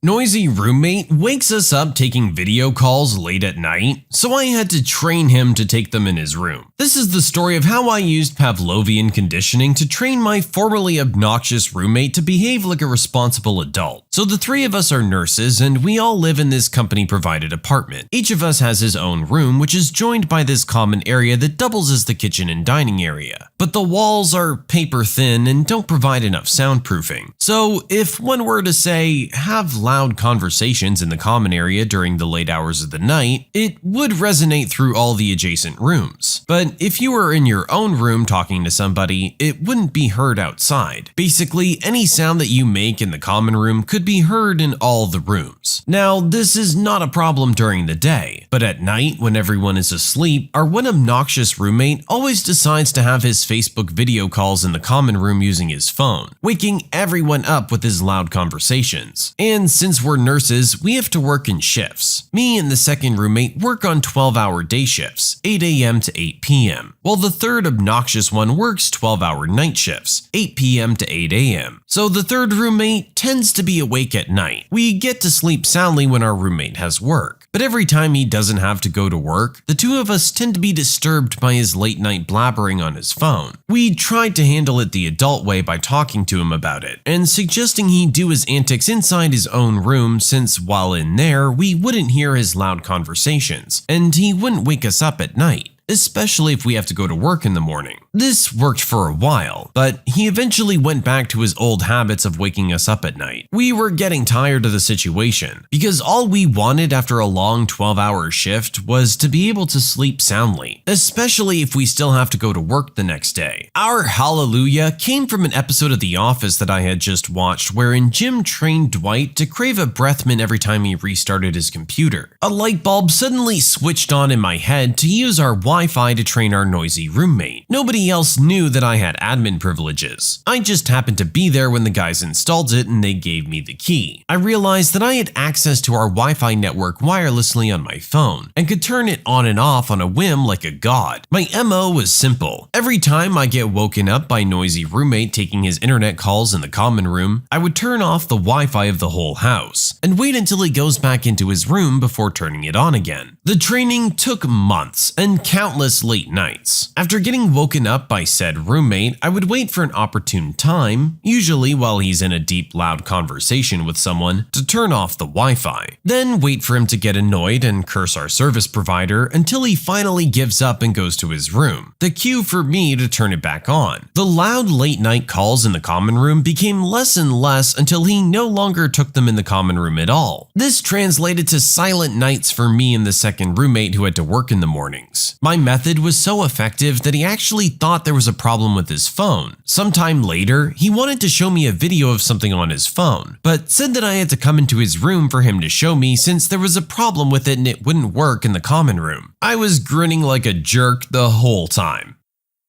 You know, it may have taken a while, but I can't argue with the results. You got what you were looking for. You would think most adults would respond to the conversation of, "Hey man, you're keeping us up at night. Do you think you could take those calls in your room?" But unfortunately, that wasn't the case here. Our poster found a pretty creative solution though. I definitely wouldn't have come up with something like this. I just don't have the patience. You're messing with my sleep, we're gonna have some words.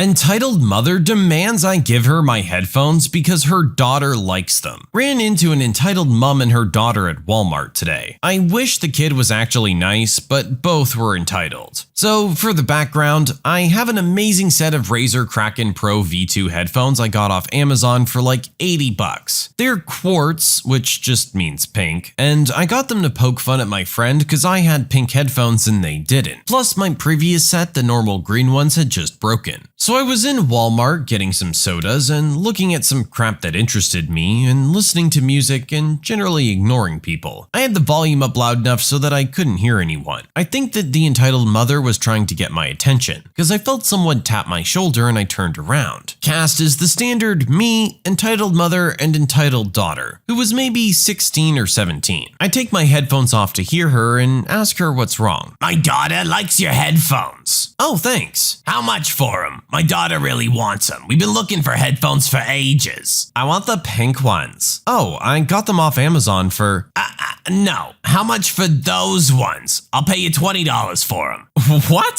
"Fine, $25. Take it or leave it." "Lady, I got these for over $80. These are Razer Kraken Pro gaming headphones. Get some yourself." "Oh, but my daughter needs them. She's a gamer." "Oh? What's her favorite game then?" "I need them for a Fortnite tournament."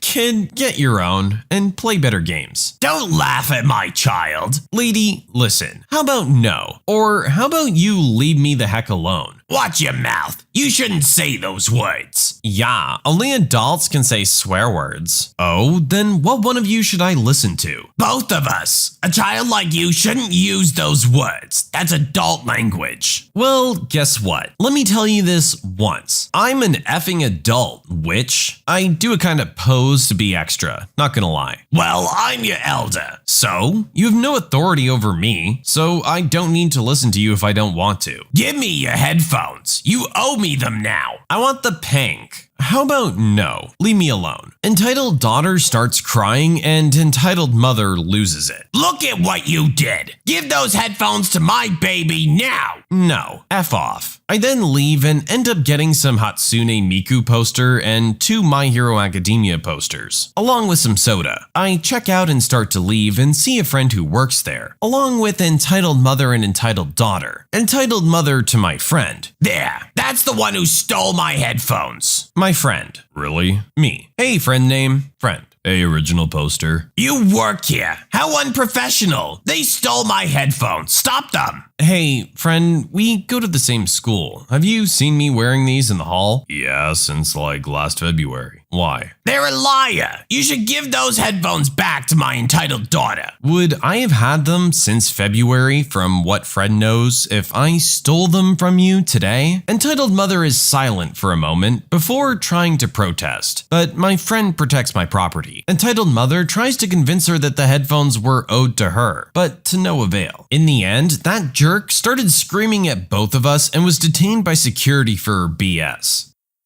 Every time I hear a story like this, it really just boggles my mind. How you think you can be entitled to a stranger's property. Like, your argument here is that they're being rude to you, therefore they owe you their headphones? Don't you think you walking up to someone and asking for their headphones is rude to begin with? Does that mean that I immediately get something from you because you're being rude to me? Your logic here only works against you. I have no clue what's going through this woman's mind. My boss suddenly became a jerk, so we all suddenly decided to abandon him. In the early 2000s, I was working at a graphics and t-shirt printing shop in a major college town in the Midwest. I was a graphic design major, and it just made sense for me to be involved in screen printing and design. The owner of the company was a very socially awkward dude that went to the university and stayed around after graduation to make his money. He had deep roots in the community, was on several alumni boards, things like that. As such, he had many large contracts with universities in the same athletic conference as our college, one of the largest conferences in the nation. This meant we spent most of our days rehashing old sports designs to meet new criteria. A lot of it was event-based, meaning if a certain team won a certain game, there needed to be a t-shirt to commemorate it. I was on call to do that design. Now, we'll call him Ron. He wasn't a cheery guy. In fact, I don't think I'd ever seen him smile, but as of late, he'd been getting more bold with his 3 designers. Myself, Tim, and Carla, who was the art director. He would venture up into the art room and hover while we worked. Evidently, he didn't like what he saw, because he made me take my inspiration board down because it was clutter. The hovering and critiquing didn't sit well with us, but whatever, it's his business. Then he hires his dad. To do what? I'm not really sure. But whatever it was that was ticking Ron off about his designers became his dad's obsession. He started hanging out in the design room and literally real-time critiquing the designs and the amount of time it took us to do them. Needless to say, we weren't happy. So one day, Tim and I come back from lunch and Ron is upstairs in the design room lighting Carla up. He's yelling that she was costing him money because designs were sent back for revisions or took too long or just plain weren't good. As we were all very competent designers and worked under ridiculous deadlines all the time, it kinda confused us. Regardless, Tim and I both liked Carla as a boss and didn't appreciate Ron yelling at her like he did. She came out of the room crying and pushed past us on the way down the stairs and went home. She'd been getting recruited by another printing screen place in town anyway, so she took that opportunity to jump ship. Good for her, we thought. Fast forward a month, and Tim and I were even more unhappy than before, because now not only were Ron and his dad constantly breathing down our necks, but we had a 3-person workload with only 2 people. He became even more pushy and rude and started to become unhinged. I almost hit him once because of how he would talk to us. Tim and I hatched a plan. The CWS, or College World Series, is in Omaha every year. The CWS was Ron's second biggest cash cow next to the NCAA men's basketball tournament in March. Every year, he rented an 18-wheeler with a 4-color process press in the back of it to take to Omaha. The deposit was like $10,000 and another $10,000 for the full rental. We'd watch the games and start getting the designs ready as soon as it was apparent a team was going to win. We print the shirts right there on the spot and had them hot off the presses for people to buy. It was a great system that worked as long as he had people who knew how to design and print the film. So it's the day before CWS rolls around and everyone is getting ready to go to Omaha. Ron was riding in the truck. His assistant and several other office staff were pooling in a van, and Tim and I would drive separate in my truck. It was to be a convoy.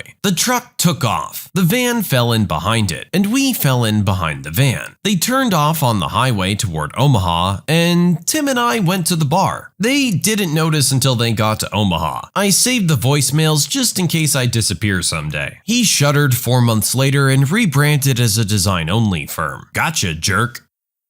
I'd like to know what went wrong here, because it sounds like everything was okay in the beginning. What happened that all of a sudden he felt the need to start hounding you guys about your work? Maybe he wasn't making enough money and was trying to up the numbers, and felt that you guys were responsible for not designing good t-shirts. Either way, the way he chose to handle the situation was less than professional, let's say. Yelling at your employees will very rarely get you the results you want, at least not long term. No one wants to work in that kind of environment. No one wants to have to deal with a person like that. You're not doing yourself any favors by driving your hard-working employees out the door. You've invested time and resources into training and hiring them. Don't throw that all away because you're a bit moody one day. Also, in regards to how our original poster handled the situation, there's also better ways. You probably cost this guy his business. That was $20,000 that he put down on this venture that he probably didn't get a whole lot back on with no one to operate the machines. I get that you're unhappy and you don't want to be there anymore, but you don't need to completely screw the guy over along with everyone else who works under him. Evil stepmother makes me step on glass, so I plant evidence on her kids and ruin her life. Here's what happened. Subscribe to Am I the Jerk on YouTube and hit the bell for notifications. When I was 4 years old, my father and mother divorced because he cheated on her. They had a really rough divorce and had lots of fights. Eventually, the divorce was settled and my mother and father could move on. My father married his mistress, who I'll call E as to respect her privacy. My father was really happy with her, and me and my sister got a stepbrother and 2 stepsisters with whom we got along really well. Skip forward 2 years and E started acting different, and so was my father. Me and my sister often couldn't visit our father because he had to work, whilst in reality, he was free. When me and my sister were there, we often weren't allowed to eat at the table, which 7-year-old me didn't understand. Eventually, my father started becoming more distant. He didn't wish me happy birthday anymore, and missed lots of important milestones in my childhood, like learning to ride a bike or plays at school. When I was 9, my sister and I could only visit 4 days a month and had to sleep in separate rooms. I vividly remember that during one weekend that we were there, I accidentally broke a glass, and E had gotten furious. She sent me upstairs and had me take my socks off, which 9-year-old me found really weird. Then she showed me a piece of glass she held in her hand and said that this is what I deserved for my clumsiness. She pushed the shard of glass into the sole of my foot. I yelled and cried and tried to remove my leg from her grasp when I felt a hand on my shoulder. It was my father's hand. He was helping E do this. I don't remember what happened after that. E also got in a huge fight with my sister and had pulled her by the hair down to the basement. After these 2 occasions and a lot of verbal abuse, we decided to break all contact and tell our mother what had happened. We hadn't told her before because, well, he was our father. My mother knew this was serious abuse, but she was too afraid to alert the police since my father had threatened her with violence before. Skip forward another 5 years. I was 14 and a freshman at the same school my former step-siblings attended. Once I saw them, all the memories started rising again. My 2 stepsisters had become huge bullies, and lots of people hated them. Me and a couple of friends decided to retaliate and secretly put a couple small bags of pot in their backpacks. Apparently, this had caused a huge fight in their home, and my father and E decided to divorce. After this, E got into serious financial troubles, and my father became an alcoholic. 2 weeks ago, he was arrested for assault. E has allegedly become a lady of the night, and my former step-siblings have been brought into protective custody. This has all been my fault. It was my idea to put it in their bags, even though they hadn't done anything to me. I ruined the lives of my step-siblings and sent my stepmother and father into a downward spiral. Yet, in some sick way, I don't feel any remorse. My sister has been dealing with a severe eating disorder after all the verbal abuse from E, and has been hospitalized twice. I've already attempted self-harm once because of my sexual orientation, since I thought I was an abomination after E's conservative Christian rants. Now me and my sister are doing better, though we still have traumas. We've thought about starting a lawsuit, but because of our ages during the incidents, legal advisors have advised us to just move on. Anyway, I'm in a real moral dilemma. I did something that caused horrible things, yet I don't feel any remorse. Am I a jerk? You're not a jerk. I understand why you did what you did, and I think everything that happened as a result afterward isn't exactly your fault. This is just the straw that broke the camel's back. Things must have been coming to a boil before you ever did any of this for it to really blow up the way it did. And as for everything that happened afterwards, they're adults. They make their own decisions. It's not your fault that they're in the state that they're in. I don't think that you should be blaming yourself for all of this.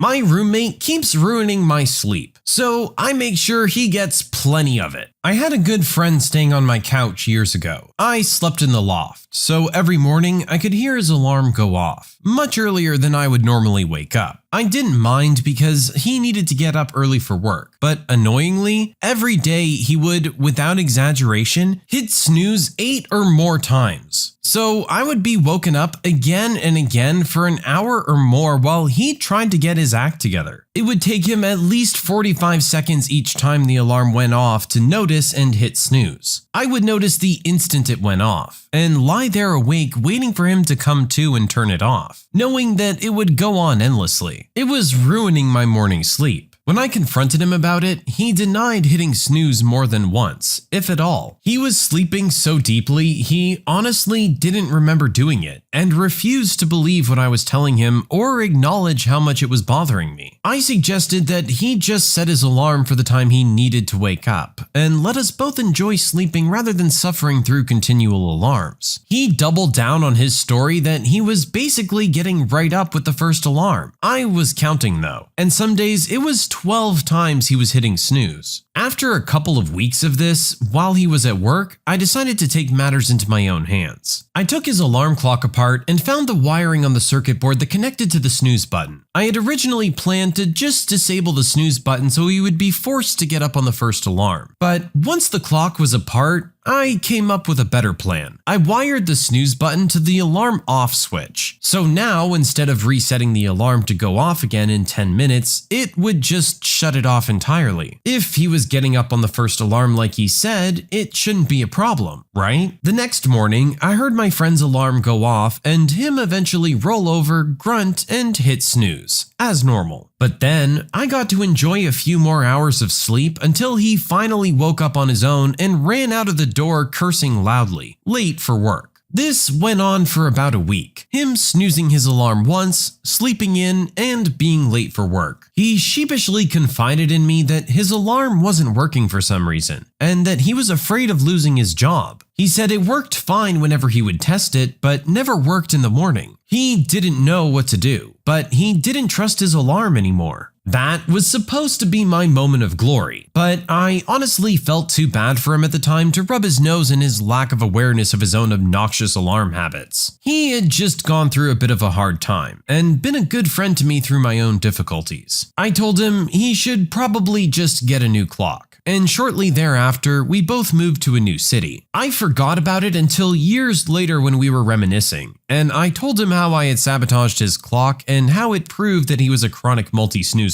I'm still super proud of how it worked out, even if I was a bit of a jerk for enjoying it at the time. Okay, honestly, I relate to this one a little personally because my fiance used to be guilty of this too. Thankfully, she responded to the conversation of, "Hey, can you just please stop hitting snooze over and over again and maybe set the alarm for the actual time you need to get up?" Mind you, that conversation did have to happen a few times. Your solution, however, I'll give you credit for as being much more creative. It definitely got you the results you wanted at least. And in the end, no harm done. The guy didn't lose his job or anything. Entitled drunk woman berates me over the phone when I'm only trying to help. A few years ago, I used to work overnight 11 p.m. to 7 a.m. for an insurance company. I did roadside service, which consisted of people calling in about a flat tire, dead battery, or in this case, keys locked in the car. I'd then call and pay a contracted company to go out and help. So around 3 a.m. my time, a woman calls in from Phoenix for help. She's locked out of her car. She started off the call very impatient and belligerent. First off, she was slurring heavily, so I was having a hard time getting her address, which I guess was my fault. I had to have her repeat the city a few times since I genuinely couldn't understand her. She hated this and began mocking me and implying I wasn't from this country, which I in fact was. Apparently my southern accent didn't allude to that. Anyway, once I got the address, I asked what the address was for a reference for the locksmith. House, store, gas station, what was it? She said it was a house. I looked it up on Google Maps and it was, in fact, a dive bar. I put her on hold to call the locksmith. Once I got back over, she continued to be generally displeased and angry at me personally because it would take 45 minutes for the locksmith to get there, which is actually decent time, especially past midnight. It was my fault she'd have to wait for her keys. Whatever. I hung up and Googled the local police, called them and reported her for a potential DUI, mostly because she ticked me off. Sure enough, about 45 minutes later, the locksmith called back saying he couldn't perform the service. I could hear yelling in the background. Apparently, the woman began fighting with the police when they arrived and was being arrested by the time the driver showed up. Her husband/boyfriend, who the driver said seemed sober, was trying to talk them out of it. So it turns out she did have a designated driver, but her drunken anger made her start fighting the police that showed up. So that jerk learned the hard way. Be nicer to call center employees.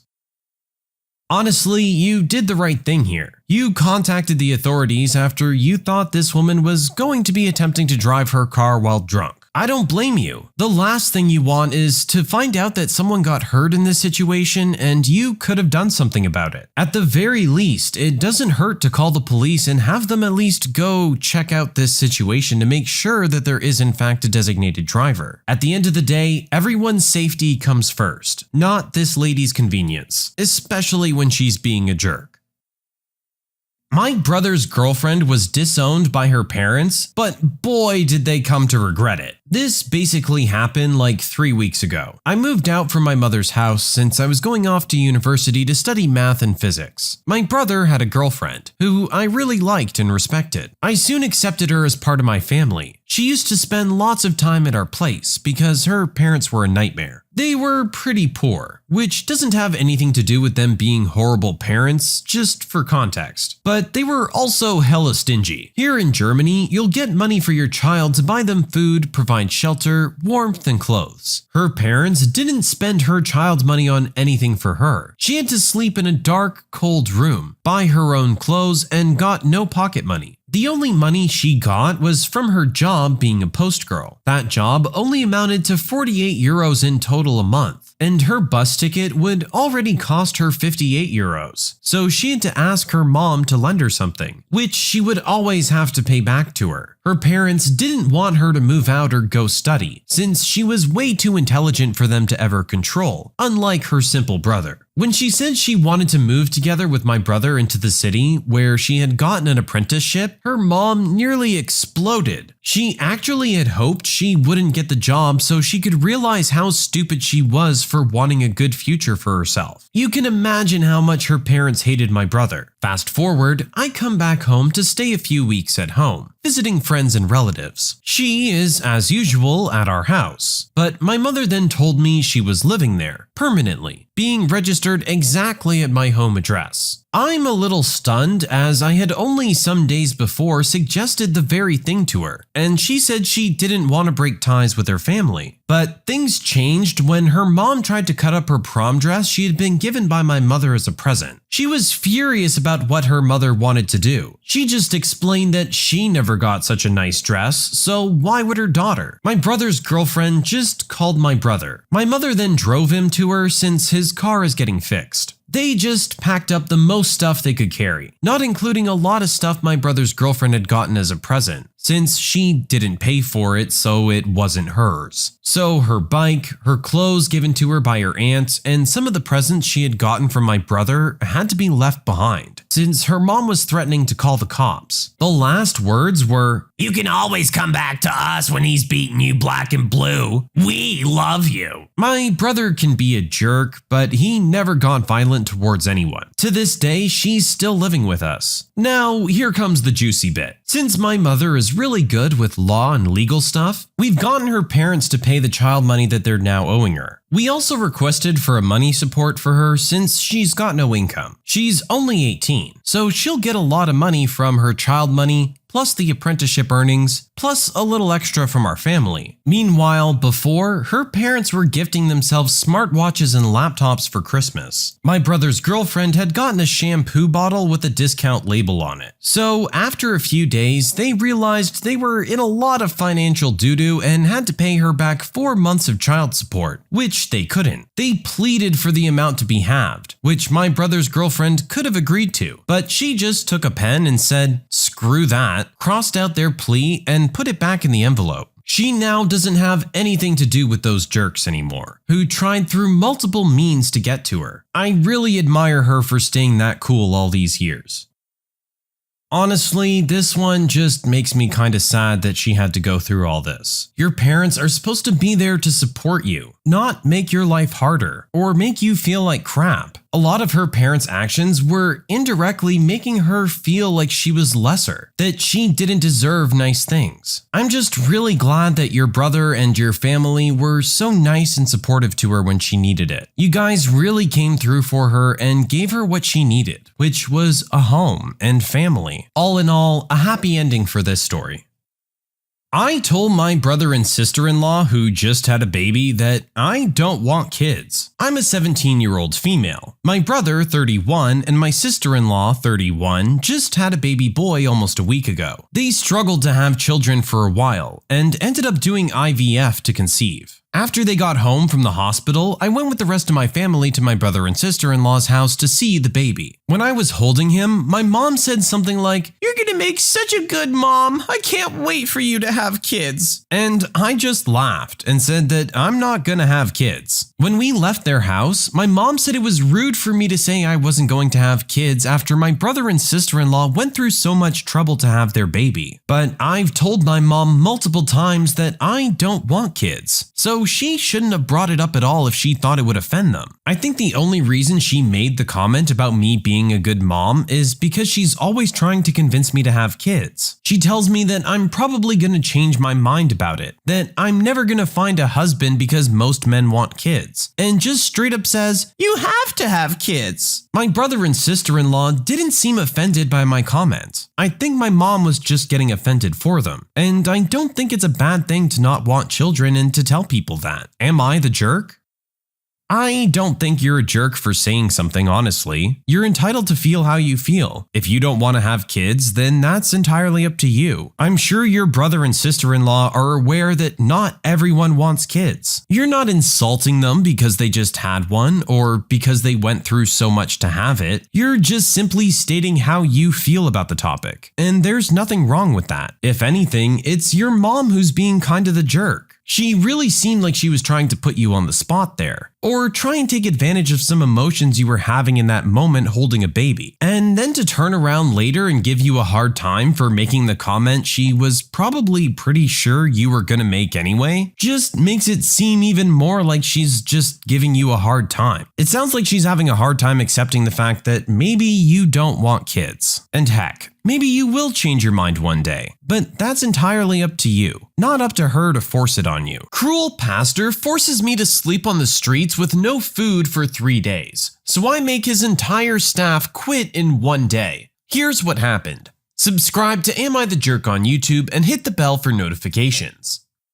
So, a few years ago, I was a worker for this Baptist summer camp not far from my home. We'll just call it what it is. Hell. I'd been a devoted staff member for 3 years, even managing the concession stand for one of them. I was a hard worker, consistently jumping in to do jobs nobody really wanted, like trash, pulling weeds, restocking the vending machines, things like that. On top of that, I was generally the favorite staffer of the kids that rolled through the camp. Now, camp policy was for staff to live on campus when they were working, which was for most staff a weekday ordeal. Those of us that worked weekends had to request it. I did this frequently, as I genuinely loved the work I was doing. I even worked the off-season as much as I could. Midway through my 3rd summer in hell, I ended up with a really bad inner ear infection, so I took my allotted week off to recover. Toward the end of the week, I was asked to be on call for the weekend. I didn't have my driver's license at the time, and my family was going 3.5 hours out of town for the weekend. So I requested to stay on campus in case I was needed. I was told this was not a problem. That was incorrect. It should also be said that my father had my house key, as he had lost his. 2 hours after arriving on Friday, I'm called down to the dining hall where the week staff was having their final meeting to receive paychecks and debrief. I think nothing of this. I come walking into the dining hall, thrilled to see my companions for the first time in a little over a week. only to find the owner of the camp, we'll call him Phil, sitting with the entire staff. At this point, I'd also like to add that Phil is the senior pastor of his church. He's also a racist, sexist, homophobic piece of human garbage that thinks he can get away with murder because he's old and well off. Phil asks me to come sit with him and I oblige. As far as I was aware, he was pretty fond of me, so I wasn't concerned. I was wrong to think that way. The following conversation unfolded in front of roughly 30 of my coworkers. Original poster, what are you doing here, pal? I was asked to be on call, sir. I was told I could stay on campus since my family's out of town for the weekend. I see. Well, we don't need you. You can go home. I actually can't. My family is out of town, my dad has my house key, and I don't drive. I'm sorry to hear that. You'll have to find somewhere to go then, but you can't stay here. Me, trying to be very calm through this whole ordeal. Phil, I don't have anywhere I can go. Again, I'm sorry to hear that, but it's not really my problem, is it? You should have thought this one through. So at this point, the entire room has gone silent. All of my coworkers are watching on in shock, completely unsure of how to react to this. Phil notices. You know what?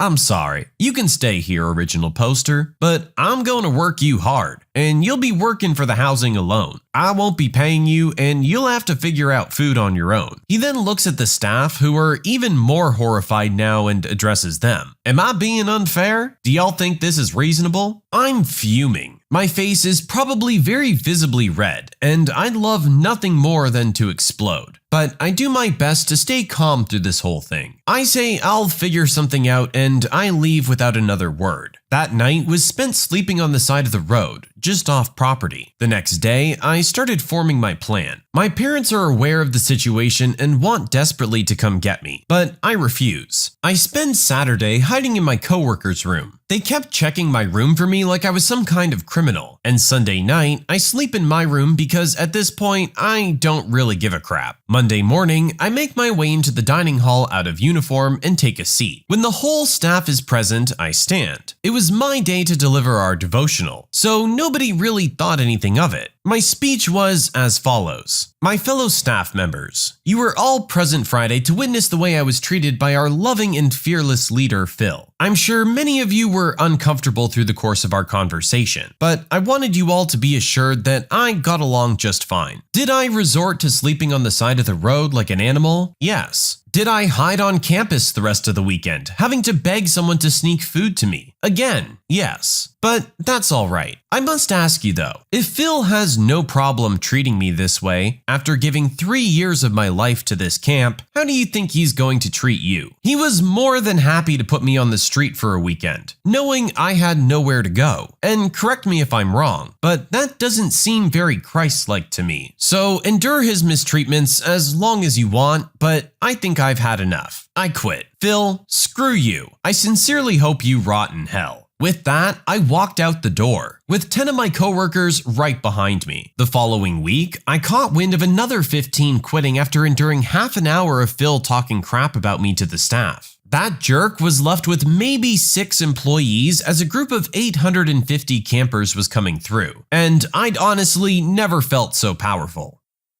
The fact that he specifically called you down to have this conversation in front of all your coworkers shows just how delusional this guy really is. He seriously thought he was in the right and wanted to make an example of you. I agree that it doesn't seem very Christian to have someone sleep on the road instead of letting them sleep in a room that you have designated for them. Like you said, you had dedicated 3 years of your life. I think you earned a weekend to just have a bed to sleep in. Either way, it looks like he found out pretty quick that no one else was taking his side. In fact, he lost pretty much everyone he had. And quite frankly, they're probably a lot better off now. There's a good reason why you should never pick up hitchhikers. A few years back, I was driving to a party with some friends from my house by myself. They lived about 30 minutes away, and it was around 10:30 at night and pitch black. So I'm driving down the road and I see a man on the side of the road with a small white sack. Down the road, there's a white car with the door open. As I pull up, I roll down the window, and he says his car broke down. His hair is greasy and long, and he looks a lot like the residents of that area. Farmers, mechanics, and things like that. So I picked him up, as he wasn't too much bigger than myself. He was about 35. So I ask him where he's going and he says in town. Away we go. I started taking pictures, and he's a bit weird, so I eventually stopped bothering to make conversation. Every so often, he shifts his position and there's a clatter from the bag. He said he needs to arrange a ride when he gets in town, and wonders if he can use my phone. I reluctantly give it to him, my brand new iPhone. He calls someone and starts saying he has some GPS for sale. His bag shifts, and I see he has radios in his bag. The broken down looking car he said he owned, he had just stolen the radio from, and he's trying to sell them while in my car next to me on my phone. So I say, hey, dude, when you're finished with your call, I need my phone back real quick. Cool as a cucumber. I want to make him think I'm really stupid and I'll take him wherever. So we get about 10 minutes from where I'm going, and I know I have to get rid of him. Hey brother, I need to make a call really quick so I can get into my friend's building. He reluctantly hands the phone back to me and I make a quick fake call and chuck it in the door pocket where he can't get it. So I ask him again since we're in town. He says, wherever you're going you can drop me. I scan him really quick to see if he has a knife. So I slow down and stop when I'm satisfied he doesn't have one and say, here you go dude, I'm just going up around the corner. He's like, nah man, you can drop me there. So I finally lost my cool, snap over, push his seatbelt button and yell, this is where I'm dropping you. Get out. He looks at the pocket where my phone is, then back at my face, and says, alright dude, whatever. So I squeal my tires when I pull off, call him a piece of crap, and immediately call the police. A couple days later, I see a piece in the paper saying they caught the jerk and that he was wanted for murder. That's really scary. You dodged a bullet on this one. I won't lie, I didn't really figure out till halfway through the story myself that, yeah, he actually robbed that car. I get that you're just trying to be a helpful citizen, but honestly, you need to be careful. You never know who you're dealing with. You're better off just keeping to yourself and trusting they'll figure out their own situation. A coworker stole my wife's phone and then tried to sell her old one. For a bit of background, this happened quite a few years back. Smartphones were just starting to get cool and HTC released the first Android phone, the G1. I got one for myself and one for my wife for our anniversary. It was her first non-flip phone, and she loved the keyboard. We worked together at a clinical lab running people's blood work and such. This is actually how we came to know each other. I called in sick one day and my wife went to work without me. While I was crashed out on the couch feeling miserable, I get an email from her phone. I had installed an app that reports home with all kinds of useful information when the SIM card gets switched out. Later, when my wife got home, she asked me if I had seen her phone, thinking she had forgotten it at home, when it was actually stolen from her purse at work. A few days later, I'm over my illness and back at work. Knowing the phone was stolen, most likely by a coworker, I decided to play dumb and talked very openly about how forgetful my wife is, saying things like, this is the third phone she's lost. I struck up a conversation with a girl that had been rumored to have sticky fingers. Other ladies at the lab suspected her of taking money from their purses, but nothing could be proven. It had gotten so bad they had to install small lockers for everyone. So after a friendly conversation with her, she offered to lend me and my wife her old sidekick, as she had recently gotten a new phone and wasn't using it. I thanked her for her kindness and asked her if we could talk more over text. She gave me her number and I checked the email the lost phone had sent days previous. Of course, the number associated with the SIM card that was put into my wife's phone matched the suspected coworkers. I continued to play dumb and let her kindly loan me the sidekick to replace my wife's lost phone. She even offered to sell it to me for cheap because we're friends. I let it sit for a few days, and when she began asking me for money for the phone she'd given me, I laid it all out over text message. I informed her that I had proof of her taking the phone, and would go to HR if she didn't return it. Of course, she denied the theft at first, but agreed to all my demands and eventually admitted to having the phone, which she would return on condition of my silence. Once my wife's phone was back in my possession, I presented all the transcripts and relevant emails to the lady in HR that I was most acquainted with. After getting my email summing up the events, she asked me out to lunch so I could give her the whole story. She was very excited to be a part of it. Well, a few weeks went by and nothing. Then one day, I wake up to an interesting text. "How could you do this to me? I got fired today because of you. I thought we had worked out a deal." I smiled to myself, got up and poured a coffee. Then I replied, "Dance with the devil," and blocked that jerk's number. I really like how you handled this, playing it nice and smooth, acting like you don't know anything, and then just flipping the script on them. Getting real Columbo vibes from you. I'm sure everyone at work is very grateful to you for getting rid of this jerk. It sounds like this had been going on for quite a while. Who knows how much she had taken from people over time. She's lucky she only got fired and didn't have any kind of criminal charges brought against her. My sister-in-law won't stop yelling at my brother for getting her pregnant, referring to herself as a whale. My sister-in-law is pregnant with their first child, and I get pregnancy is hard, but for the last few weeks, she's been lashing out at my brother non-stop, and you can see he looks visibly stressed out now. She's done it in front of our family and her family, but nobody ever defends my brother or says anything to her because they're all excited about the baby. So they're treating her like a queen who can do no wrong. Now, I love my sister-in-law, and we're like sisters since we grew up together, which is why I felt comfortable telling her to stop. I spoke up after she started yelling at my brother for making her into a whale. He kept apologizing to her, and everybody was coddling her and telling her how beautiful she was and how she didn't look big at all. When we were alone, I told her how she was behaving unfairly and treating my brother badly and stressing him out. I thought she took it well since she said she knew, but apparently not, since she started crying to my brother. Everybody's treating me like I'm the devil now for making her cry. My brother told me to stay out of his marriage and to mind my own business because I didn't understand what she's going through, and he said I was causing her stress. I tried to explain that I wasn't trying to hurt her, but I felt like she was being mean. But it hasn't helped the situation. Am I the jerk? Just because you're pregnant doesn't mean you get to stop being a decent person to the other people around you. I don't think you did anything wrong in speaking up for your brother. It sounds like she was being incredibly unfair. And if you really felt that he was getting to that breaking point of being stressed out, it's okay to speak up. He's not going to. It's his job to stand by her and do exactly what he did. I'm sure deep down he appreciates the gesture, but everyone's just focused on your sister-in-law's well-being right now. I think with a little bit of time, this will blow over. It doesn't sound like you were a jerk in your confrontation of her. She's probably just really emotional about everything right now, and that's why she's snapping at your brother and crying because you confronted her about it. Just give it some time. Everything will be fine.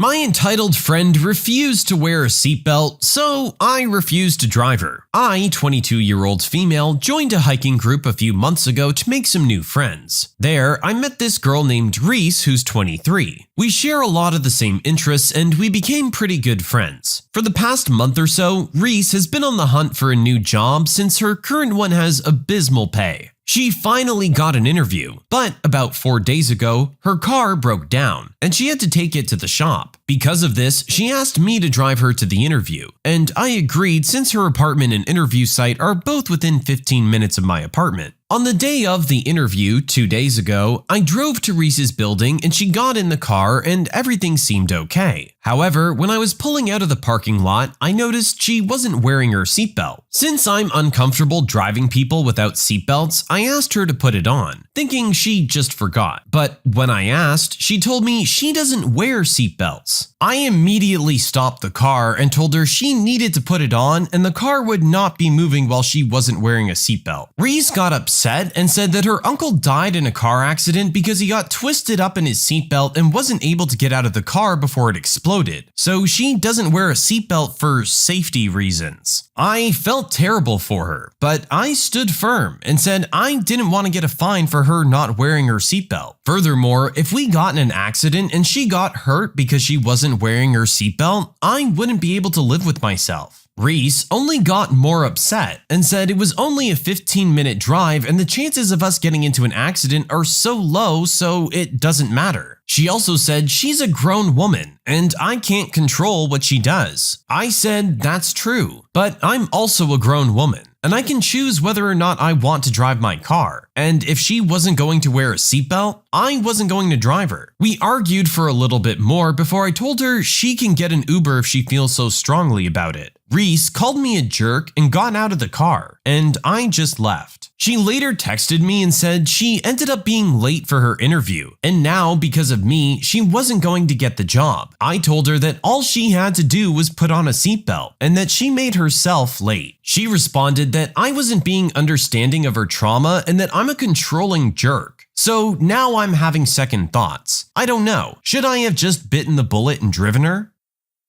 Absolutely not. You did the right thing. You should not be driving someone if they're not going to be wearing a seatbelt. That is driving 101. I'm very sorry about what happened to your uncle, but that's a 1 in a million. Seatbelts have saved way more people than they've gotten killed. Besides, at the end of the day, it's the law. You could get a ticket or fined for having a passenger not wearing their seatbelt. Why should you take that risk because she's made this choice in her life? Again, I'm sorry about what happened, but you need to come to terms with it and understand that it's not the seatbelt's fault. Sometimes bad things just happen. It's unlucky that he got caught up in it and wasn't able to get out in time. But you know what? He could have been killed instantly if he wasn't wearing the seatbelt. So I don't really know what to tell you. You gotta wear it. Creepy guy from mental hospital chases me home, calling me his honey. Here's what happened. Subscribe to Am I the Jerk on YouTube and hit the bell for notifications.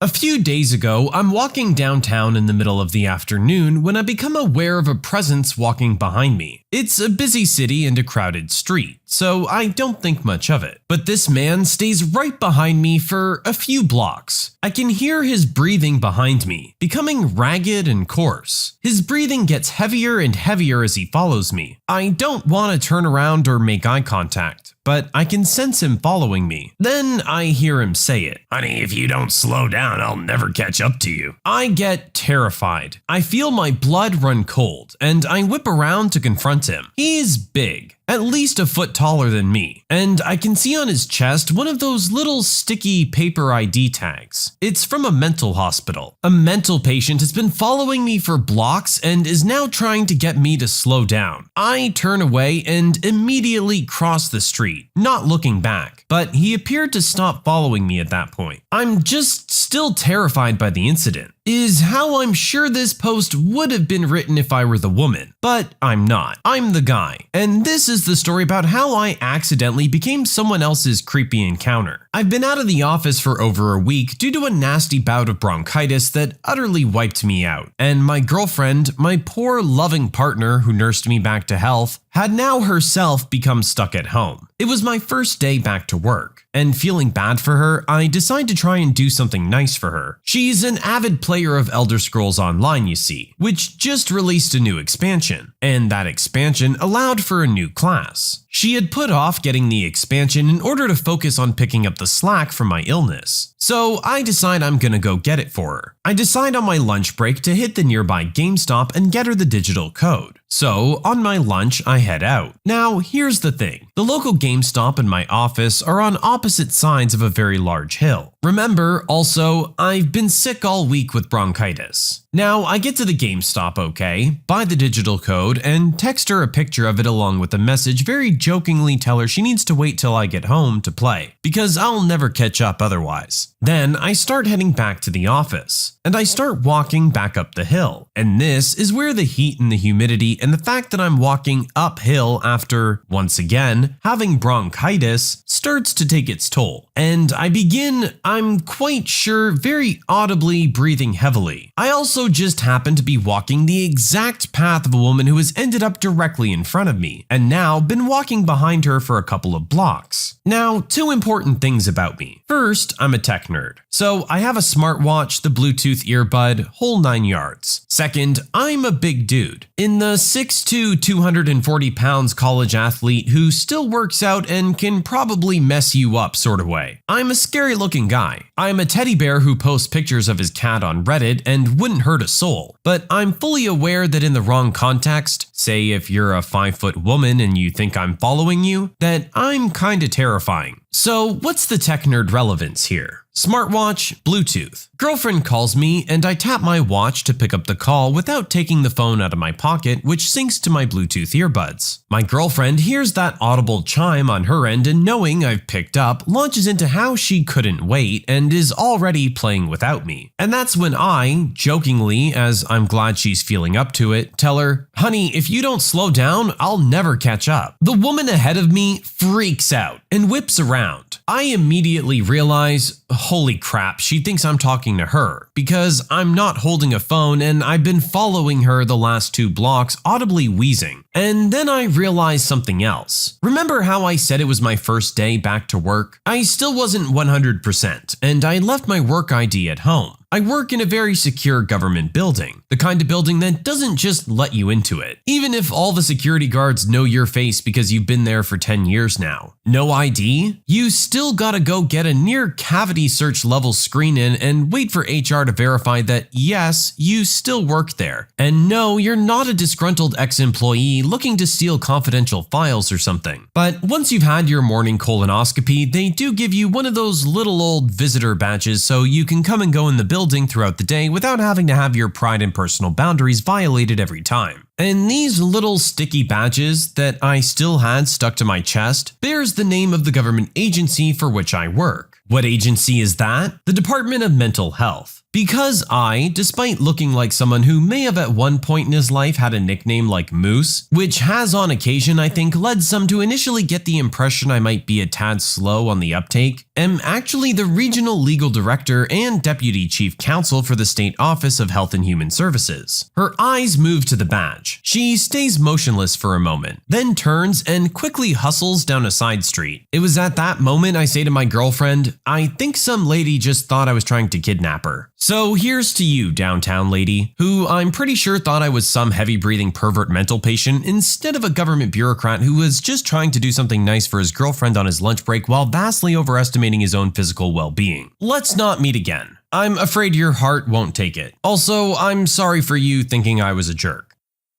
I mean, it's not like you did anything wrong. This is a great story to bring about the argument of perspective. For him, he was just walking down the street, but I could understand how for the woman, she might start to feel uncomfortable. It's unfortunate that that's the world we live in, where a woman can't feel comfortable walking down the street with a guy walking behind her, but unfortunately, things do happen. I don't blame her at all for being worried about her personal safety. The last thing you want is to be assaulted because you were worried about not being polite. I totally understand her turning around and getting up in his face. I'm sure she got pretty scared once her head started to put 2 and 2 together to equal what she thought was 4. But actually, this guy was just harmless. Just a dude who's a little sick who happened to be walking the same way and talking on their earbuds. I think we've all had that moment where a stranger's talking to themselves and you kinda get worried for a moment that something's up until you realize they're just on a call. Shipping company damages my TV in transit and denies the claim. So I take away all of their business. 10 years ago, I had moved for my job. I had forgot one of my TVs back home and asked my dad to ship it to me on my company's account since they paid for my move. A couple days later, the delivery driver from shipping company A drops it off. The box was heavily damaged, so I didn't sign for it. He waited while I plugged it in, and to no one's surprise, it was damaged. He said that he could take it back if I didn't want to sign for it and the shipper could file the claim. I informed him that I was the shipper and would file it here. This was a small mistake, but I've shipped thousands of parts through this company, so I figured it wouldn't be a problem. The claim was denied a month later. This goes back and forth for a couple of months with multiple emails to this old lady, and she didn't care at all. She was also very rude to me via email and phone. Now, this shipping company A has 2 separate entities, parcel and freight. We solely use this freight company for all of our warehouses across the US. I cut them off at my new store and started using company B. It only took a month before the salesman from shipping company A stopped by. When he showed up and asked why he was losing $20,000 worth of freight a month, I informed him of the $600 broken TV from his sister company a couple months back. He said he couldn't do anything about it since it was a separate side of their company, and begged for the business back. No dice. This goes back and forth for several months. Our average was about $20,000 to $25,000 a month they would bill us for, and it was a small town, so they were very upset that it was only over a $600 TV. I got a check in the mail about a year after I shipped the TV along with a letter from their vice president. Fast forward a couple years and I've been promoted within the company to make certain decisions, and one happens to be logistics. None of our locations use shipping company A. Some months we'll spend well over $100,000, but most are around $80,000 company-wide, and this has been going on for several years now. We also inform customers to use shipping company B, since shipping company B is awesome and treats us very well. Since about 2011, we've used them countrywide. There's no telling how much those jerks lost over a $600 TV. I mean, that's what you get for being a jerk, I guess, right? Like, you guys legitimately damaged the poster's property. You have to accept responsibility for that. I'm sure they thought this was just some dude and that there was nothing that he could do about it. But look what it ended up costing them in the long run. I can only imagine where their company would be today if they still had that contract. But they lost it over something petty. Just accept responsibility for what you've done, and you both can move forward and continue to do business together. It's a lot better than not having the business at all. Do you want to pay $600 to make $20,000, or not make anything at all and save the $600? It's kind of a no-brainer. Jerks from the Homeowners Association are trying to enforce stupid rules, so I become the Homeowners Association. I used to live in a 2-story townhouse in Vancouver around 2010 with my parents. Keep in mind that this is in Canada where HOAs are not as common as the US and are not seen as evil, but this HOA was different. First, the characters. My mother was a 50-year-old woman working at a grocery store, and as we were Muslims, she wore a headscarf. She was a very nice woman to everyone she met, including people she knew hated her for whatever reason. Kill them with kindness, right? I was in engineering school and about to graduate in a few months. My father was a regular working man. He's not important in this HOA story. So now to the problem. These HOA jerks were a group of lazy, possibly retired / stay-at-home moms and dads. They made rules like all the floor mats must be straight and inspection of your suite will be done bi-monthly, and the worst of which was no overnight or late night guests. We owned our residence, and here these jerks were trying to ruin it, making it seem as if we're tenants. My family was wanting to bring my grandmother to Canada, and the visa just made it through. We were excited to have her, so we go to the airport and come back with her, meeting with the HOA jerks on the way. She asked us straight, "Who is this and why does she have bags?" WTF? I said she'd be staying here for a month and it's my gran. The hippo's eyes locked onto my gran and said, "You can't be here."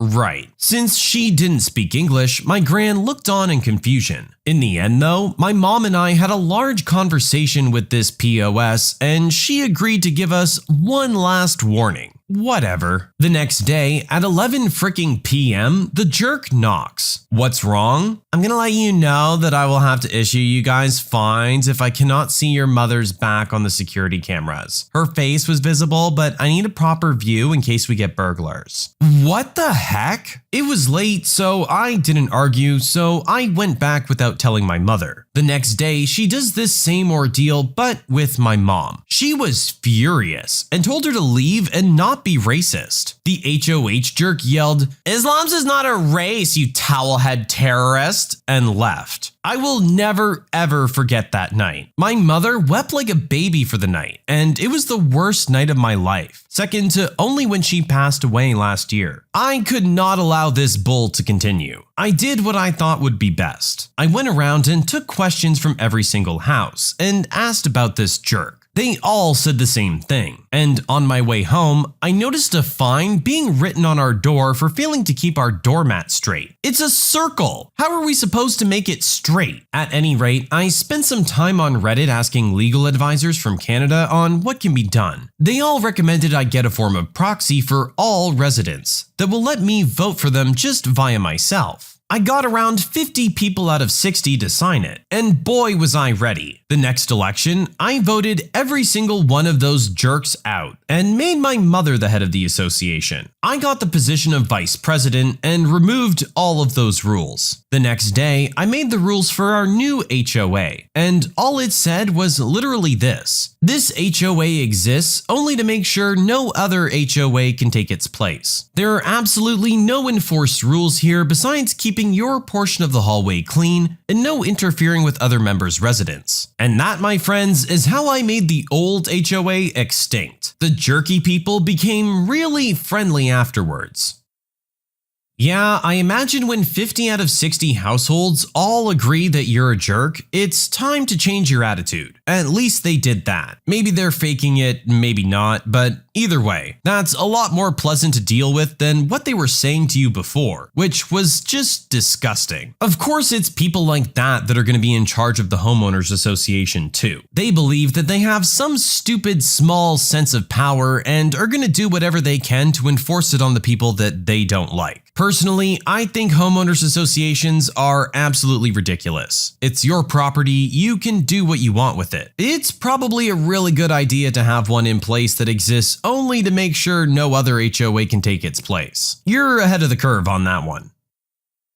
My coworker tried to bully me into working Thanksgiving for her, but I was not having it. I'm in the casino business. This of course means that major holidays are just another day for us, and requests off are limited for holidays, if even allowed at all. For background, I'm 35, single, and I have no children. I've been passed over on schedule rebids for weekends off because it's easier for you since you don't have any kids. This of course gives me the midweek, Tuesday, Wednesday, and Thursday as my days off every week. I'm scheduled to work Friday to Monday. Since I have no family, I usually trade Thanksgiving and Christmas if they fall during the week, so other dealers with families can spend time with their kids. This year, I elected not to. My best friend is going to randomly be in my city this week. His wife's cousin or something like that recently moved here, and he'll be spending the holiday at her house. This of course means that since I'm off Tuesday through Thursday, I'll be able to go out for some drinks Wednesday night with Ryan, and I have an invite to Turkey Day for the first time since I moved to this city. One of my coworkers, let's call her Karen, has been working for this place way less time than me. She beat me out of another schedule rebid recently because she has 3 kids, and having weekends off to spend time with them is so important. Anyways, Karen didn't so much ask as made a comment to me on schedule day. So I let the boss know that you're working Thursday for me. Sorry, I can't trade anyone this year, I actually have plans. Ugh, well, it's not like you have any family. You need to do the right thing and let those of us with loved ones spend the holiday with them. Well, I'm sure you get to spend a lot of time with them every weekend while I'm here dealing cards. She just grumbled and walked away. Later on in the EDR, about 5 of us, including Karen, were eating lunch. We were talking about the holiday and everyone's plans. Karen made a snide remark about how I refused to trade her shifts. All he's gonna do is get drunk and watch football. He won't let me have the holiday off with my family. Yep, that's exactly what I'm gonna do. Remember, you told the boss that you needed weekends off for family time. So really, I'm doing you a favor by working my normal days so you can have all the weekends off with your kids. You're welcome. I put on the snarkiest grin I could and just looked at her. She was visibly displeased, but said nothing else. My coworkers told me that she whined to them about what a jerk I was after I left. Oh well. You're not a jerk for refusing to trade shifts when you have plans. It sounds like you give up every weekend and holiday for everyone else there. Surely you're entitled to one. Just one. You have a friend visiting from out of town and you have plans with them. That sounds like a much better reason than her having to spend time with her kids that she sees every day and spends every weekend with. Oh, and she gets those weekends with them because you work weekends. Sounds like she's really just kinda taking you for granted. You're a person after all. You're allowed to have a social life. You don't need her approval.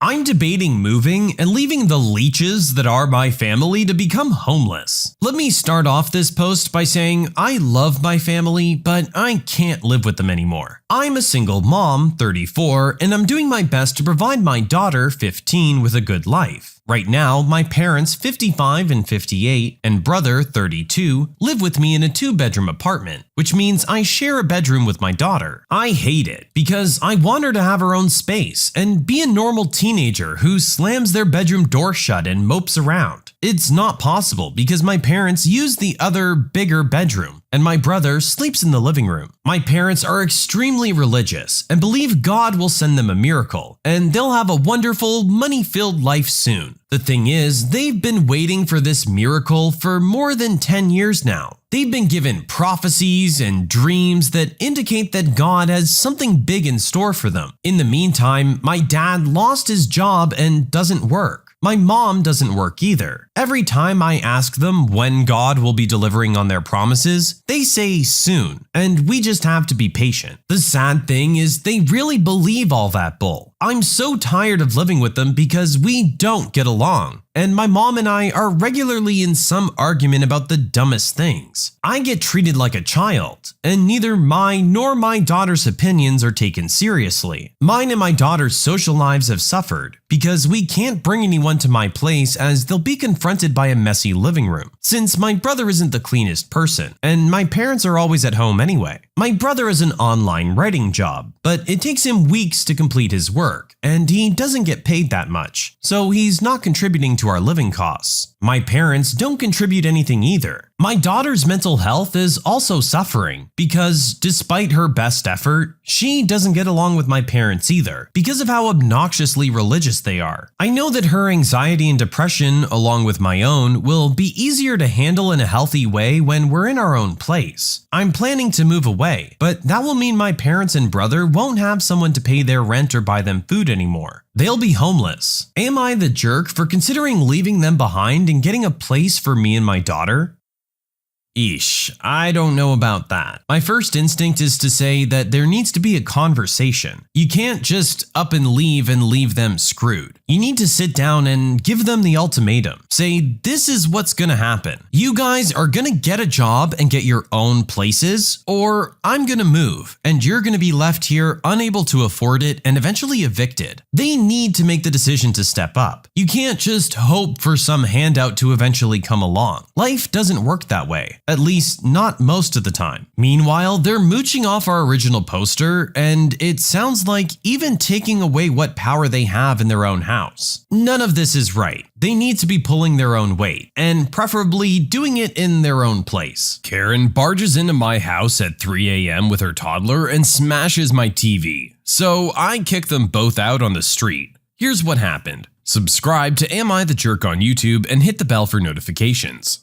Buckle up everyone, cause this is a bumpy ride. Okay, so I was chilling in my living room around 3 a.m. playing some video games. My parents are out of town visiting some friends and I decided to stay home, house to myself and all. So here I am in nothing but my bra and panties when there's a knock at the door. WTF, I think to myself. So I scrambled to get my clothes on and I answered the door. It was a family acquaintance with her already whiny little brat. She's also visibly pregnant and we'll get to why that part is important later. For the sake of the story, I'm gonna refer to her as Karen and the brat as the brat. Hey Karen, what's going on? My car broke down and tow company can't come get my car until tomorrow. Do you think me and the brat can crash here tonight? Sure, you guys can sleep in the living room. So I let them in. You want anything to eat or drink? Coffee if it's not any trouble. Sure, no problem. So I go to make some coffee when I see the brat picking up my controller. Hey little guy, please put that down. Oh, can't he play a game? No, I'm in the middle of something, plus he wouldn't know how to play the type of game. But he really wants to, don't you, brat? I want to play. No, you can't play. I want to play. I want to play. I want to play. Ah! And he then proceeds to throw the controller at the TV, shattering the screen. What the heck? I rush over to the TV. Hey, don't you swear at my child. You just let him destroy my TV TV like this? You're the one who didn't let him play the video game. I said no, and you have to teach your brat that he isn't owed anything. How dare you? Just wait until I tell your mother about how you treated him. You'll make a terrible mom.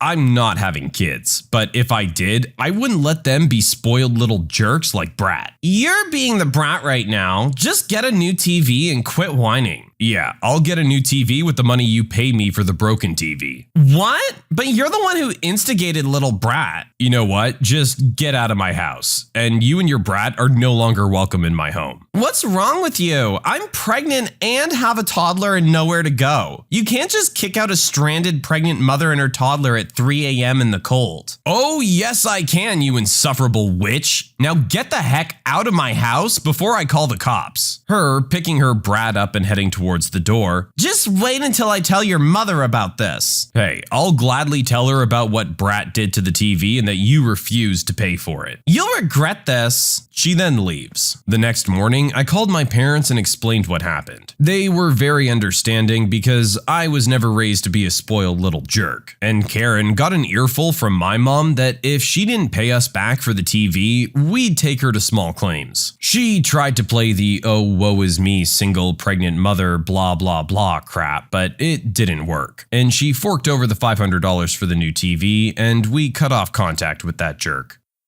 Okay, starting from the top, showing up at 3 a.m. is kinda crazy, especially without any kind of forewarning. But I get it, there was an emergency, you needed to come by, you needed a place to crash. No problem. Our original poster understood too and was willing to let them sleep on the couch. But you have to have control of your kid. You're in another person's house. They can't just do whatever they like. And when your kid throws a freaking tantrum and breaks something in the house that you're a guest in, you pay to replace it. Our poster did not instigate your kid by saying they couldn't play. It's not a game that's for them. Not everything is for them. They need to learn that. And it sounds like you really need to teach it.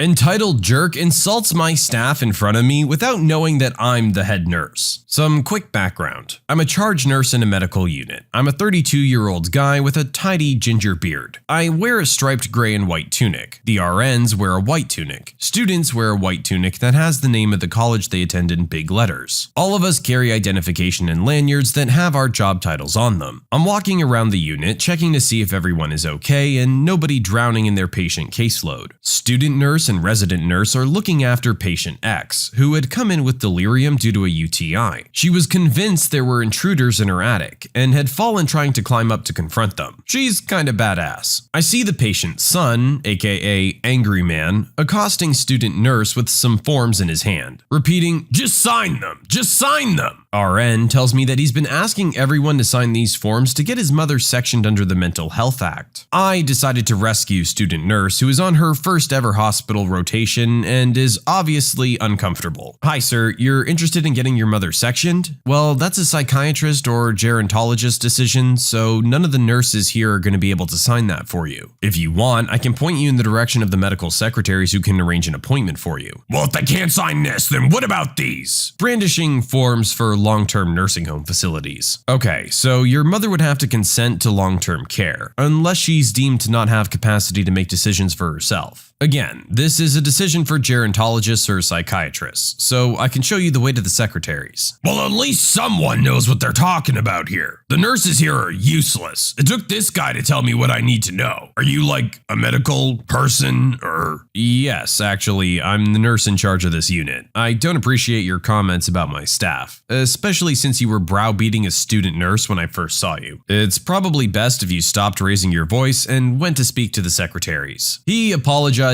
profusely and began to walk away, but I just needed to know. Just out of curiosity, who did you think I was when I started talking to you? I don't know, a plumber or something? Cue uproarious laughter from resident nurse and student nurse. It turned into a running joke that when there's a complaint or an issue, the nurses in the unit tell me, "We need the plumber in room 2. I'm sorry, why did this guy think that the plumber would have the solution to his problems? Like, of all people in the building, the plumber knows where to go. It really goes to show what kind of people he puts value in. It honestly sounded like he was getting upset because he was trying to dump his mom on someone else's hands, and no one was gonna cooperate with him. Honestly, just sounds like a jerk all around. Kids in my father's class won't stop destroying the class plants, so he lays a little trap for them. This happened to my father, not me, but I find it rather funny. My father was a teacher. He taught several subjects during his career and spent the last 15 years teaching science. He spent most of his career teaching the more difficult students. One year, the teachers were all upset because students kept killing their plants by ripping off the leaves. My dad wasn't really fond of plants. Even though he didn't like having a lot of plants around the house, he started thinking of ways to get the kids to stop killing the other teachers' plants. Finally, he came up with a way to teach the kids to not mess with plants. A few days later, he put 3 potted plants by the window in his classroom. He had a sign by the plants warning kids not to touch the plants because they were dangerous. He told every class that they were to leave the plants alone because something bad would happen if they didn't. Then he waited. He made sure to check the plants near the end of every class. 2 days after putting the plants out, he noticed that a lot of the leaves were missing from one plant. He had all the students line up against a wall and he checked all the desks for leaves. He didn't find any of them. The next day, 2 students come in before school with their parents. They want to know what kind of plants he had. They had horrible rashes all over their hands and groin area. Their parents were quite upset at my dad for harming their sons. My father told the parents that every class was warned to not ever touch the plants. He showed them where the sign was and let them see the very clear warning. Then he asked the boys how they got rashes in that area. The boys had to tell their parents that they ripped leaves off the plants of every teacher they had, and that they thought the sign was just to keep kids away from the plants. When the whole class was lined up so that everything could be searched to find out who destroyed the plants, they stuffed the leaves in their underwear. The parents were furious with their kids. They weren't pleased to have their kids get rashes from plants in the classroom, but that paled in comparison to their anger with their kids. The boys missed several days of school until the rash cleared up. My father then told each class that the plants were poison ivy. He taught the entire class not to mess with other people's plants. You never know what might happen. It stopped the plant destruction for that year. Of course, the administration made a rule that you cannot have dangerous plants in the classroom. No one thought to make a rule about this because most people don't plant poison ivy in pots and take them to school. FYI, for some reason, my father doesn't get rashes from poison ivy, poison oak, or poison sumac. Planting some in a pot was easy, as he kept some planted in an area of the backyard that he wanted my brother and I to stay away from. My dad just exclusively uses poison ivy to teach little jerks lessons. I mean, I guess that's one way to do it. This is probably from a little while ago because I assume if this was something from a more modern day story that this would have fallen a lot harder on him. But I digress. I can't argue with the results. You'd think that the sign alone would be enough to warn the kids. It's kind of their own fault for completely disregarding it. Also, why are you picking all the leaves off the plants? What could they possibly do for you? Police officer thinks I'm trying to rob the pizza place that I work at. Some time ago, probably around 2010, I worked for a pizza franchise. There was a manager on vacation at a location I didn't work, so I was asked to fill in for them on my regular days off. The franchisee found out that I would be working at that store and asked me on the second day I was working there to do a full audit of the store because she was suspicious people were giving her incorrect numbers. So because this audit took a while, I was leaving the pizza place at 2 a.m. And another important detail is I didn't have a key to the front of the place, only to the back. So I parked behind the store, left, locked the back door, and started to drive off. When I got to the exit of the parking lot, there was a sheriff car going 3 to 5 miles per hour in the right turn lane that turned into the place I was working. He was going so slow, I had enough time to consider pulling in front of him several times, but I decided to just sit there thinking, maybe he's on his computer, and as soon as I pull out, he'll zip to full speed. This sheriff car turns right into the parking lot I'm pulling out of. I pull out and see the sheriff car turn around in the parking lot and get right behind me. He turned on his red and blue lights right as we were getting to a McDonald's. I was like, why? I go into McDonald's and pull into the first available parking space, turn my dome light on, and roll down the window. The guy comes up to me shouting, "What were you doing in that parking lot?" I pointed to the pizza company logo on my shirt. The guy, a little nicer, "Oh, people have been robbing other businesses in that strip mall. Sorry to do that." I thanked the jerk for considering our safety and then went on my way. Okay, I get that there's been some stuff going on in the area, but you can't just approach the person like that. This guy was going 100% aggressive right out the gate apparently, and only pulled back when the guy had clear evidence that he worked at the place. You gotta at least give people a chance. You can't just assume the worst. Maybe they just pulled in there because they had to stop for a second. They had an emergency, they had to take a call, and had to park in the parking lot. Not really a good reason to just run up on them screaming, now is it? I told my friend I'm not hanging out with her anymore until she has her own money. I want to start off this post by saying I'm a single mom who works hard for my money. I love going out to eat and buying things, but I also save up for these things. I recently made a friend who I'll call Minnie. A few times I've treated her because I asked her to come with me to restaurants. Anyway, one day Minnie invited me somewhere, so since I paid for her in the past, I thought she would cover me. I ordered something cheap that was about $10 and I had a water, and she got herself about $40 worth of food. When the check comes, she hands it to me and tells me that she only has $11. I was quite confused. If you only have $11, why order almost 4 times the amount in food? I covered the tab. Then it happened again on my birthday. She ordered food but also didn't have money, so I paid. She invited me over for dinner, and when I got there, she told me I needed to help pay for the chicken she wanted to make and then told me to go to the store. I went back home and got 2 leftover chicken thighs I had and gave them to her, and she was upset, but said it'll do. Then one day, while I was solo at a restaurant, she and her husband showed up and sat with me. I had a feeling she might do this again, but I only had a gift card to that place and my phone. This particular place didn't take Apple Pay. The check comes and she tells the waitress to cut it down the middle. I immediately said no, because I only ordered $18 worth of food and planned to use the rest of my $25 gift card for a tip. She was shocked and asked me how she was going to pay for her almost $90 order. She huffed and told her husband to use the credit card. Apparently, she told him I would help cover the bills, so he got mad at me for taking it back. I never said I would pay for them. Then this morning, she asked me if we were going out to lunch. I told her no, because I know she would find a way to make me pay again. And then I told her I won't go anywhere else with her until she actually has her own money. She's since been ignoring me, and I'm perfectly okay with this friendship ending, and told her that this friendship isn't worth it and to stop talking to me altogether. Later in the day, her husband messaged me and told me that I was a jerk for hurting her feelings and that friends treat friends. He mentioned how she would cook for me, and I said, yeah, with food that I bought and shared with the 2 of you. He didn't say anything else other than telling me I was rude and only valued money. So tell me, was I the jerk for saying this to her, or could I have been nicer about it? I think you're right, and that you're a lot better off now that she's no longer involved in your life. I'm sure she was a nice person and fun to hang out with, but she clearly just wanted you to pay for all her meals. I'm sorry, but no matter how cool you are, that's a deal breaker. It's a two-way street, my friend. You can't expect me to always be paying for everything for you and then not reciprocate once in a while. It's one thing if you're offering, but the way she's just expecting you to pay for everything is just gross.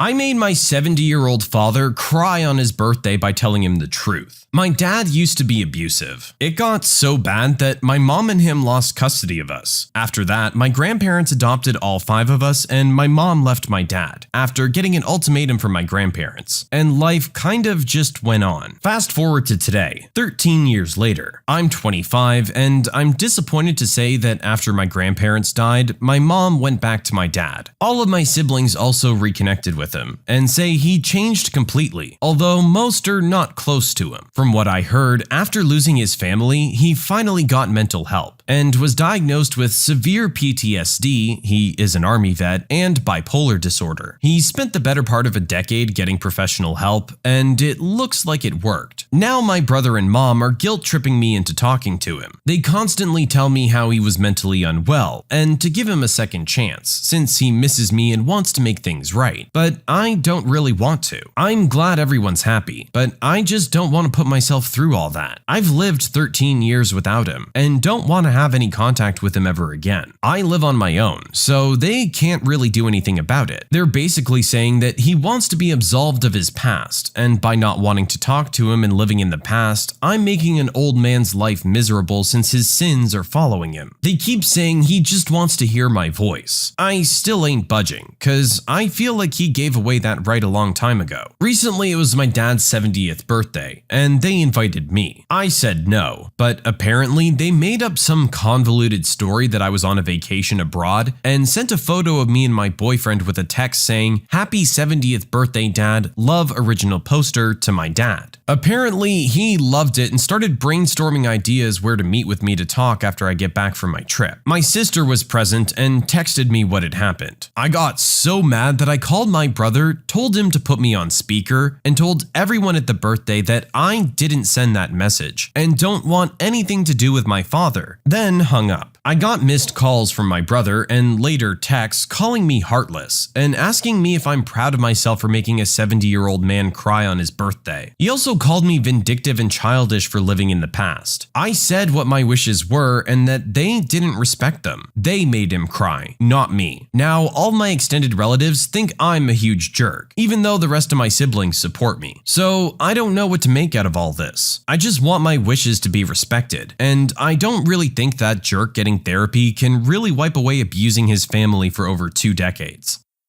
I agree. This one's on your family, not you. They set him up for this. They can't just drop that and expect you to go along with it, especially when you've been strongly against it from the beginning. And I don't blame you for being against it. That's great that he might be doing better now and that everyone else is getting along with him. But as you said, you've moved on with your life. You don't want to get into that, and you're not obligated to. Them trying to force it on you isn't fair to anyone involved. And now look at the results. I took my brother ice fishing, then faked my own death. Here's what happened. Subscribe to Am I the Jerk on YouTube and hit the bell for notifications.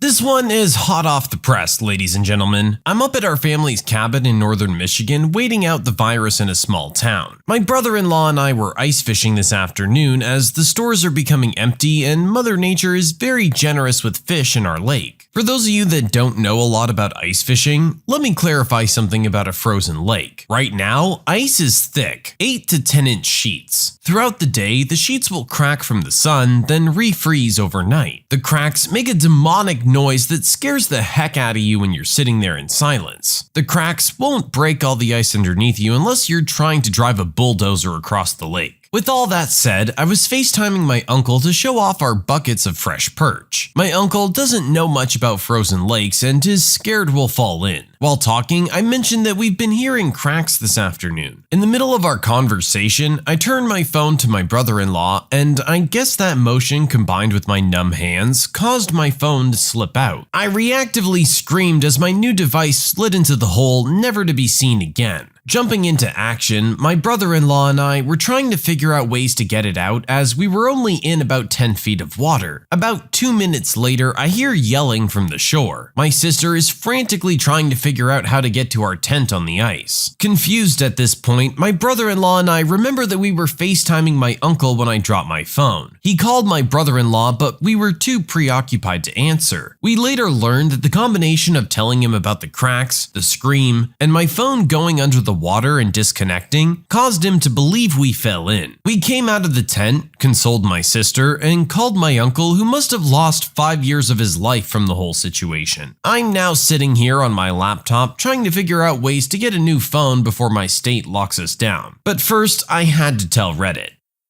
This is just a series of unfortunate events that led to an unfortunate misunderstanding. Being a paranoid person myself, I'm probably right there with your uncle that I would have been terrified that you fell in. What else are you supposed to think in that situation? From his point of view, you just went under the ice while he was talking to you. I guarantee the situation at least scared the bejesus out of him. Jerk driver ends up paying for a whole lot more than a new car. First, a little backstory. I'm a college student and cycle to campus every day. It's not a long ride at all, but I have to go through a zone where it's illegal to ride a bicycle on the sidewalk, so I'm forced to ride on the road. Most drivers don't care and just go around me, since I stay to the edge and don't make myself a nuisance. Also, I have a crappy e-bike that I commute on. This will be important later. A few weeks ago, a guy in a Ford SUV started yelling at me as he drove by while I was in the road-only zone. All the usual, "Get off the road! Roads are for cars! You're too slow!" kinda stuff. I get that from drivers on a weekly basis. I just ignore and keep going. This man was special though, since he cut right in front of me and slammed on his brakes after yelling. I was able to stop before I hit him, and he floored it out of there, yelling, "Better be careful next time, bike!" I was pretty mad, but I hadn't gotten his license plate or anything, and I doubt anything could be done about it anyway. There was no real proof. Over lunch, I told one of my friends who works as an EMT the story, and he got really ticked off. Apparently, he had seen the results of a car successfully brake checking on a cyclist, and they aren't pretty. 2 days later, the same Ford SUV jerk tried to brake check me again. I was expecting it as soon as I heard him yelling, "Get on the sidewalk, bike!" from behind, so I avoided a crash again. I told my EMT friend over lunch again, and he was even madder than before. I wanted to let it go, since I can't really do anything about him and my bicycle isn't going to win in a crash. This guy keeps trying to brake check me every few days during my morning commute, whenever we were on the same patch of road at the same time. About a week ago, my EMT friend told me that he told my story to one of his friends in the campus police, who was equally ticked off.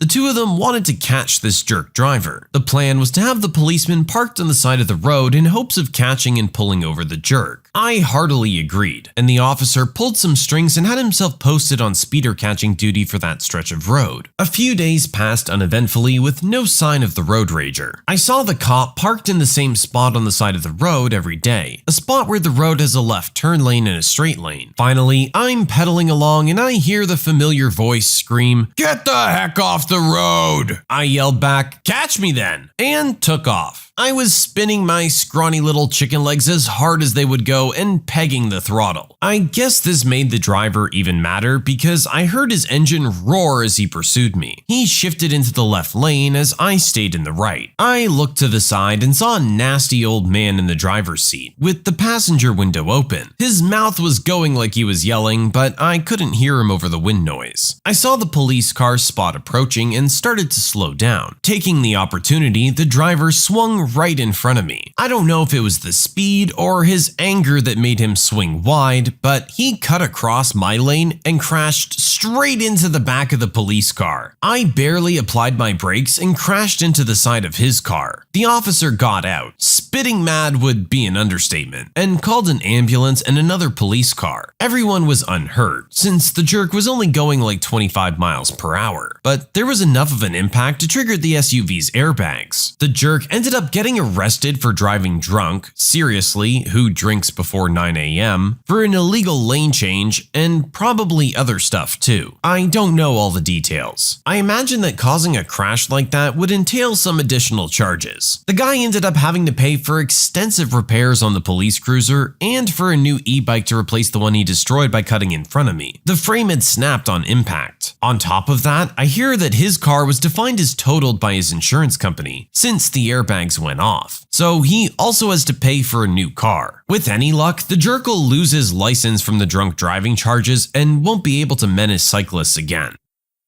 There's a whole lot wrong with this story. For one, the guy's drunk before 9 a.m. What is so wrong in your life that you need to have that many drinks before 9 o'clock in the morning? 2, you're getting behind the wheel of a car in that state. Probably not a great decision. And 3, you're brake checking bikes. Come on, buddy. Are you really that miserable? Our original poster's just another guy trying to get to work. Same as you. Why are you gonna give him a hard time because of what he's driving? Trust me, I'm sure bikes don't want to be on the road with cars like you. Just go around him and go about your business. Otherwise, you could end up doing exactly what you did, getting into an accident and having to dish out a ton of money. I hope it was worth it. I figured out I was dating a con artist and made sure everyone found out who he really was. 2 years ago, I met a man in a bar. He approached me and we started chatting. He was very charming, intelligent, and charismatic. We exchanged numbers and began dating. He was very attentive and sweet, single, never been married, no children. He's beginning to sound like Prince Charming. I'm also a little naive and haven't had a lot of experience with relationships. We see each other regularly and he's in constant contact with me via phone. He texts me all day every day and we exchange hundreds of messages every day when we weren't together. 6 weeks after we meet, he begins telling me how much he dislikes his current living arrangement and how awful his housemates are, and how he wants to move out. I live in a large home by myself and he hints if he can move in. I think this is a little fast, so I don't offer him a place to stay with me. He never mentions moving in again. We continue to see each other and talk all day every day. We talk about the future, marriage, holidays, kids, everything. He had told me previously about how wealthy he is, how he owns multiple homes and businesses around the world, which is why it was surprising 8 months into the relationship when he started asking for money when he started his new business. I declined to give him any money, as I've noticed a lot of little lies and inconsistencies with his stories and behaviors. He's also very controlling and constantly negging me. I start to cool off on him as things aren't adding up. He assures me everything he's said is true, and he would never lie to me, and he loves me so much and would never hurt me. Something feels off still. I start sleuthing him online, trying to find information about him. Nothing comes up. I end things with him, and he begs for me back. I'm dubious, but continue to talk to him, as I'm very curious about finding out who this guy I fell in love with really is. I hired a private investigator to find out, as I just could not shake my gut instinct that something bad is going on. I was devastated to find out the truth. He's been married for 10 years and lives with his wife and 2 kids. He's been married 3 times and has 5 kids total. He's broke. He lied about his age, where he grew up, childhood, everything. He has a serious mental health disorder. He's a pathological liar and chronic manipulator. I did realize this by the end. He sleeps with men on the down low and has a harem of women. He perpetuates love fraud schemes for attention, money, and acquisitions. He's conned his friends out of money. The list is endless. I confront him. He lies and says it's not true. I'm livid. I tell him to get lost. He goes for one last try to con money out of me again. I'm fed up. Time for revenge. I blast him on social media from an anonymous account to warn his future victims. I post screenshots of the dossier provided by the PI. It creates a huge amount of interest and goes viral. It turns out this guy has screwed over more people than originally thought, and people want justice. I've left the state I was living in when this occurred 3 months ago and am trying to move on with my life. Always trust your gut instincts, especially when it comes to jerks. Yeah, our original poster just had a bad gut feeling here and really took it all the way. The relationship was already over when they were digging this deep. That shows how bad the feeling was. Thankfully, it sounds like they got out relatively scot-free. Sounds like this guy screwed over other people a lot worse. I'm surprised his wife would have never caught on to what he was doing, but our poster did the right thing in trying to make sure no one else got taken in by this guy in the future. Who knows how much damage he's actually caused over time.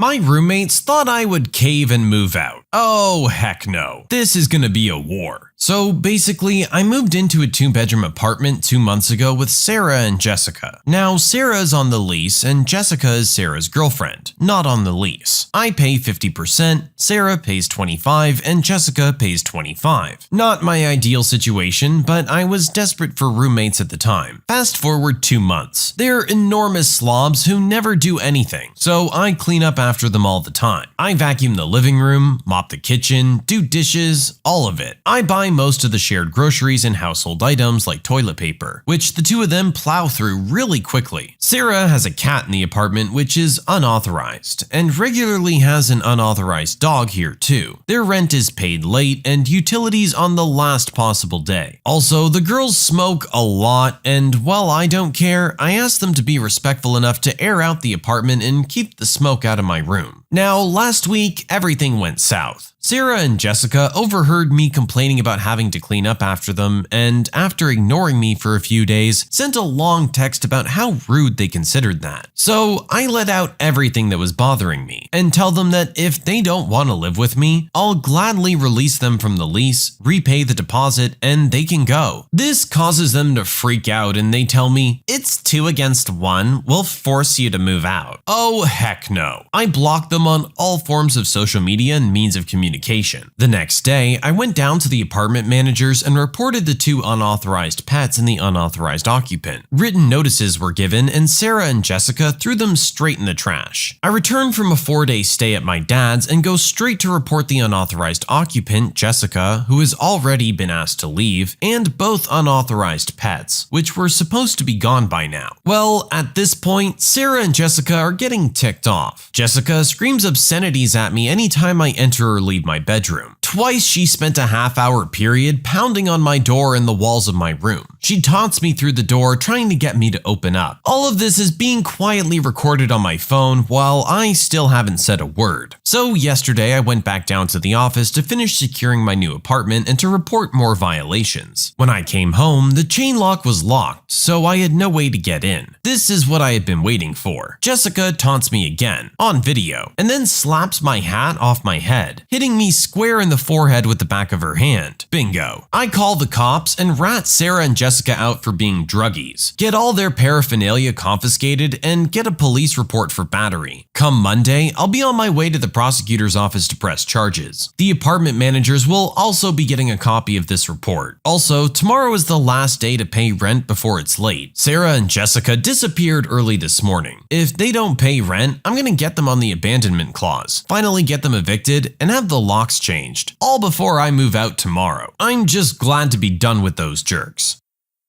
These really do sound like nightmare roommates. I'm sure if they had been at least willing to meet you in the middle a little bit, things would have gone a little easier. But there's just a whole lot of cons to these two and no pros as far as I can tell. I'm sure if they kept to themselves, kept decently clean, and paid rent on time, you wouldn't have cared. But when this is how they treat you and the apartment that you're sharing, I don't see why they would expect anything different. At least you get to move on now, and Godspeed to whoever has to live with them next.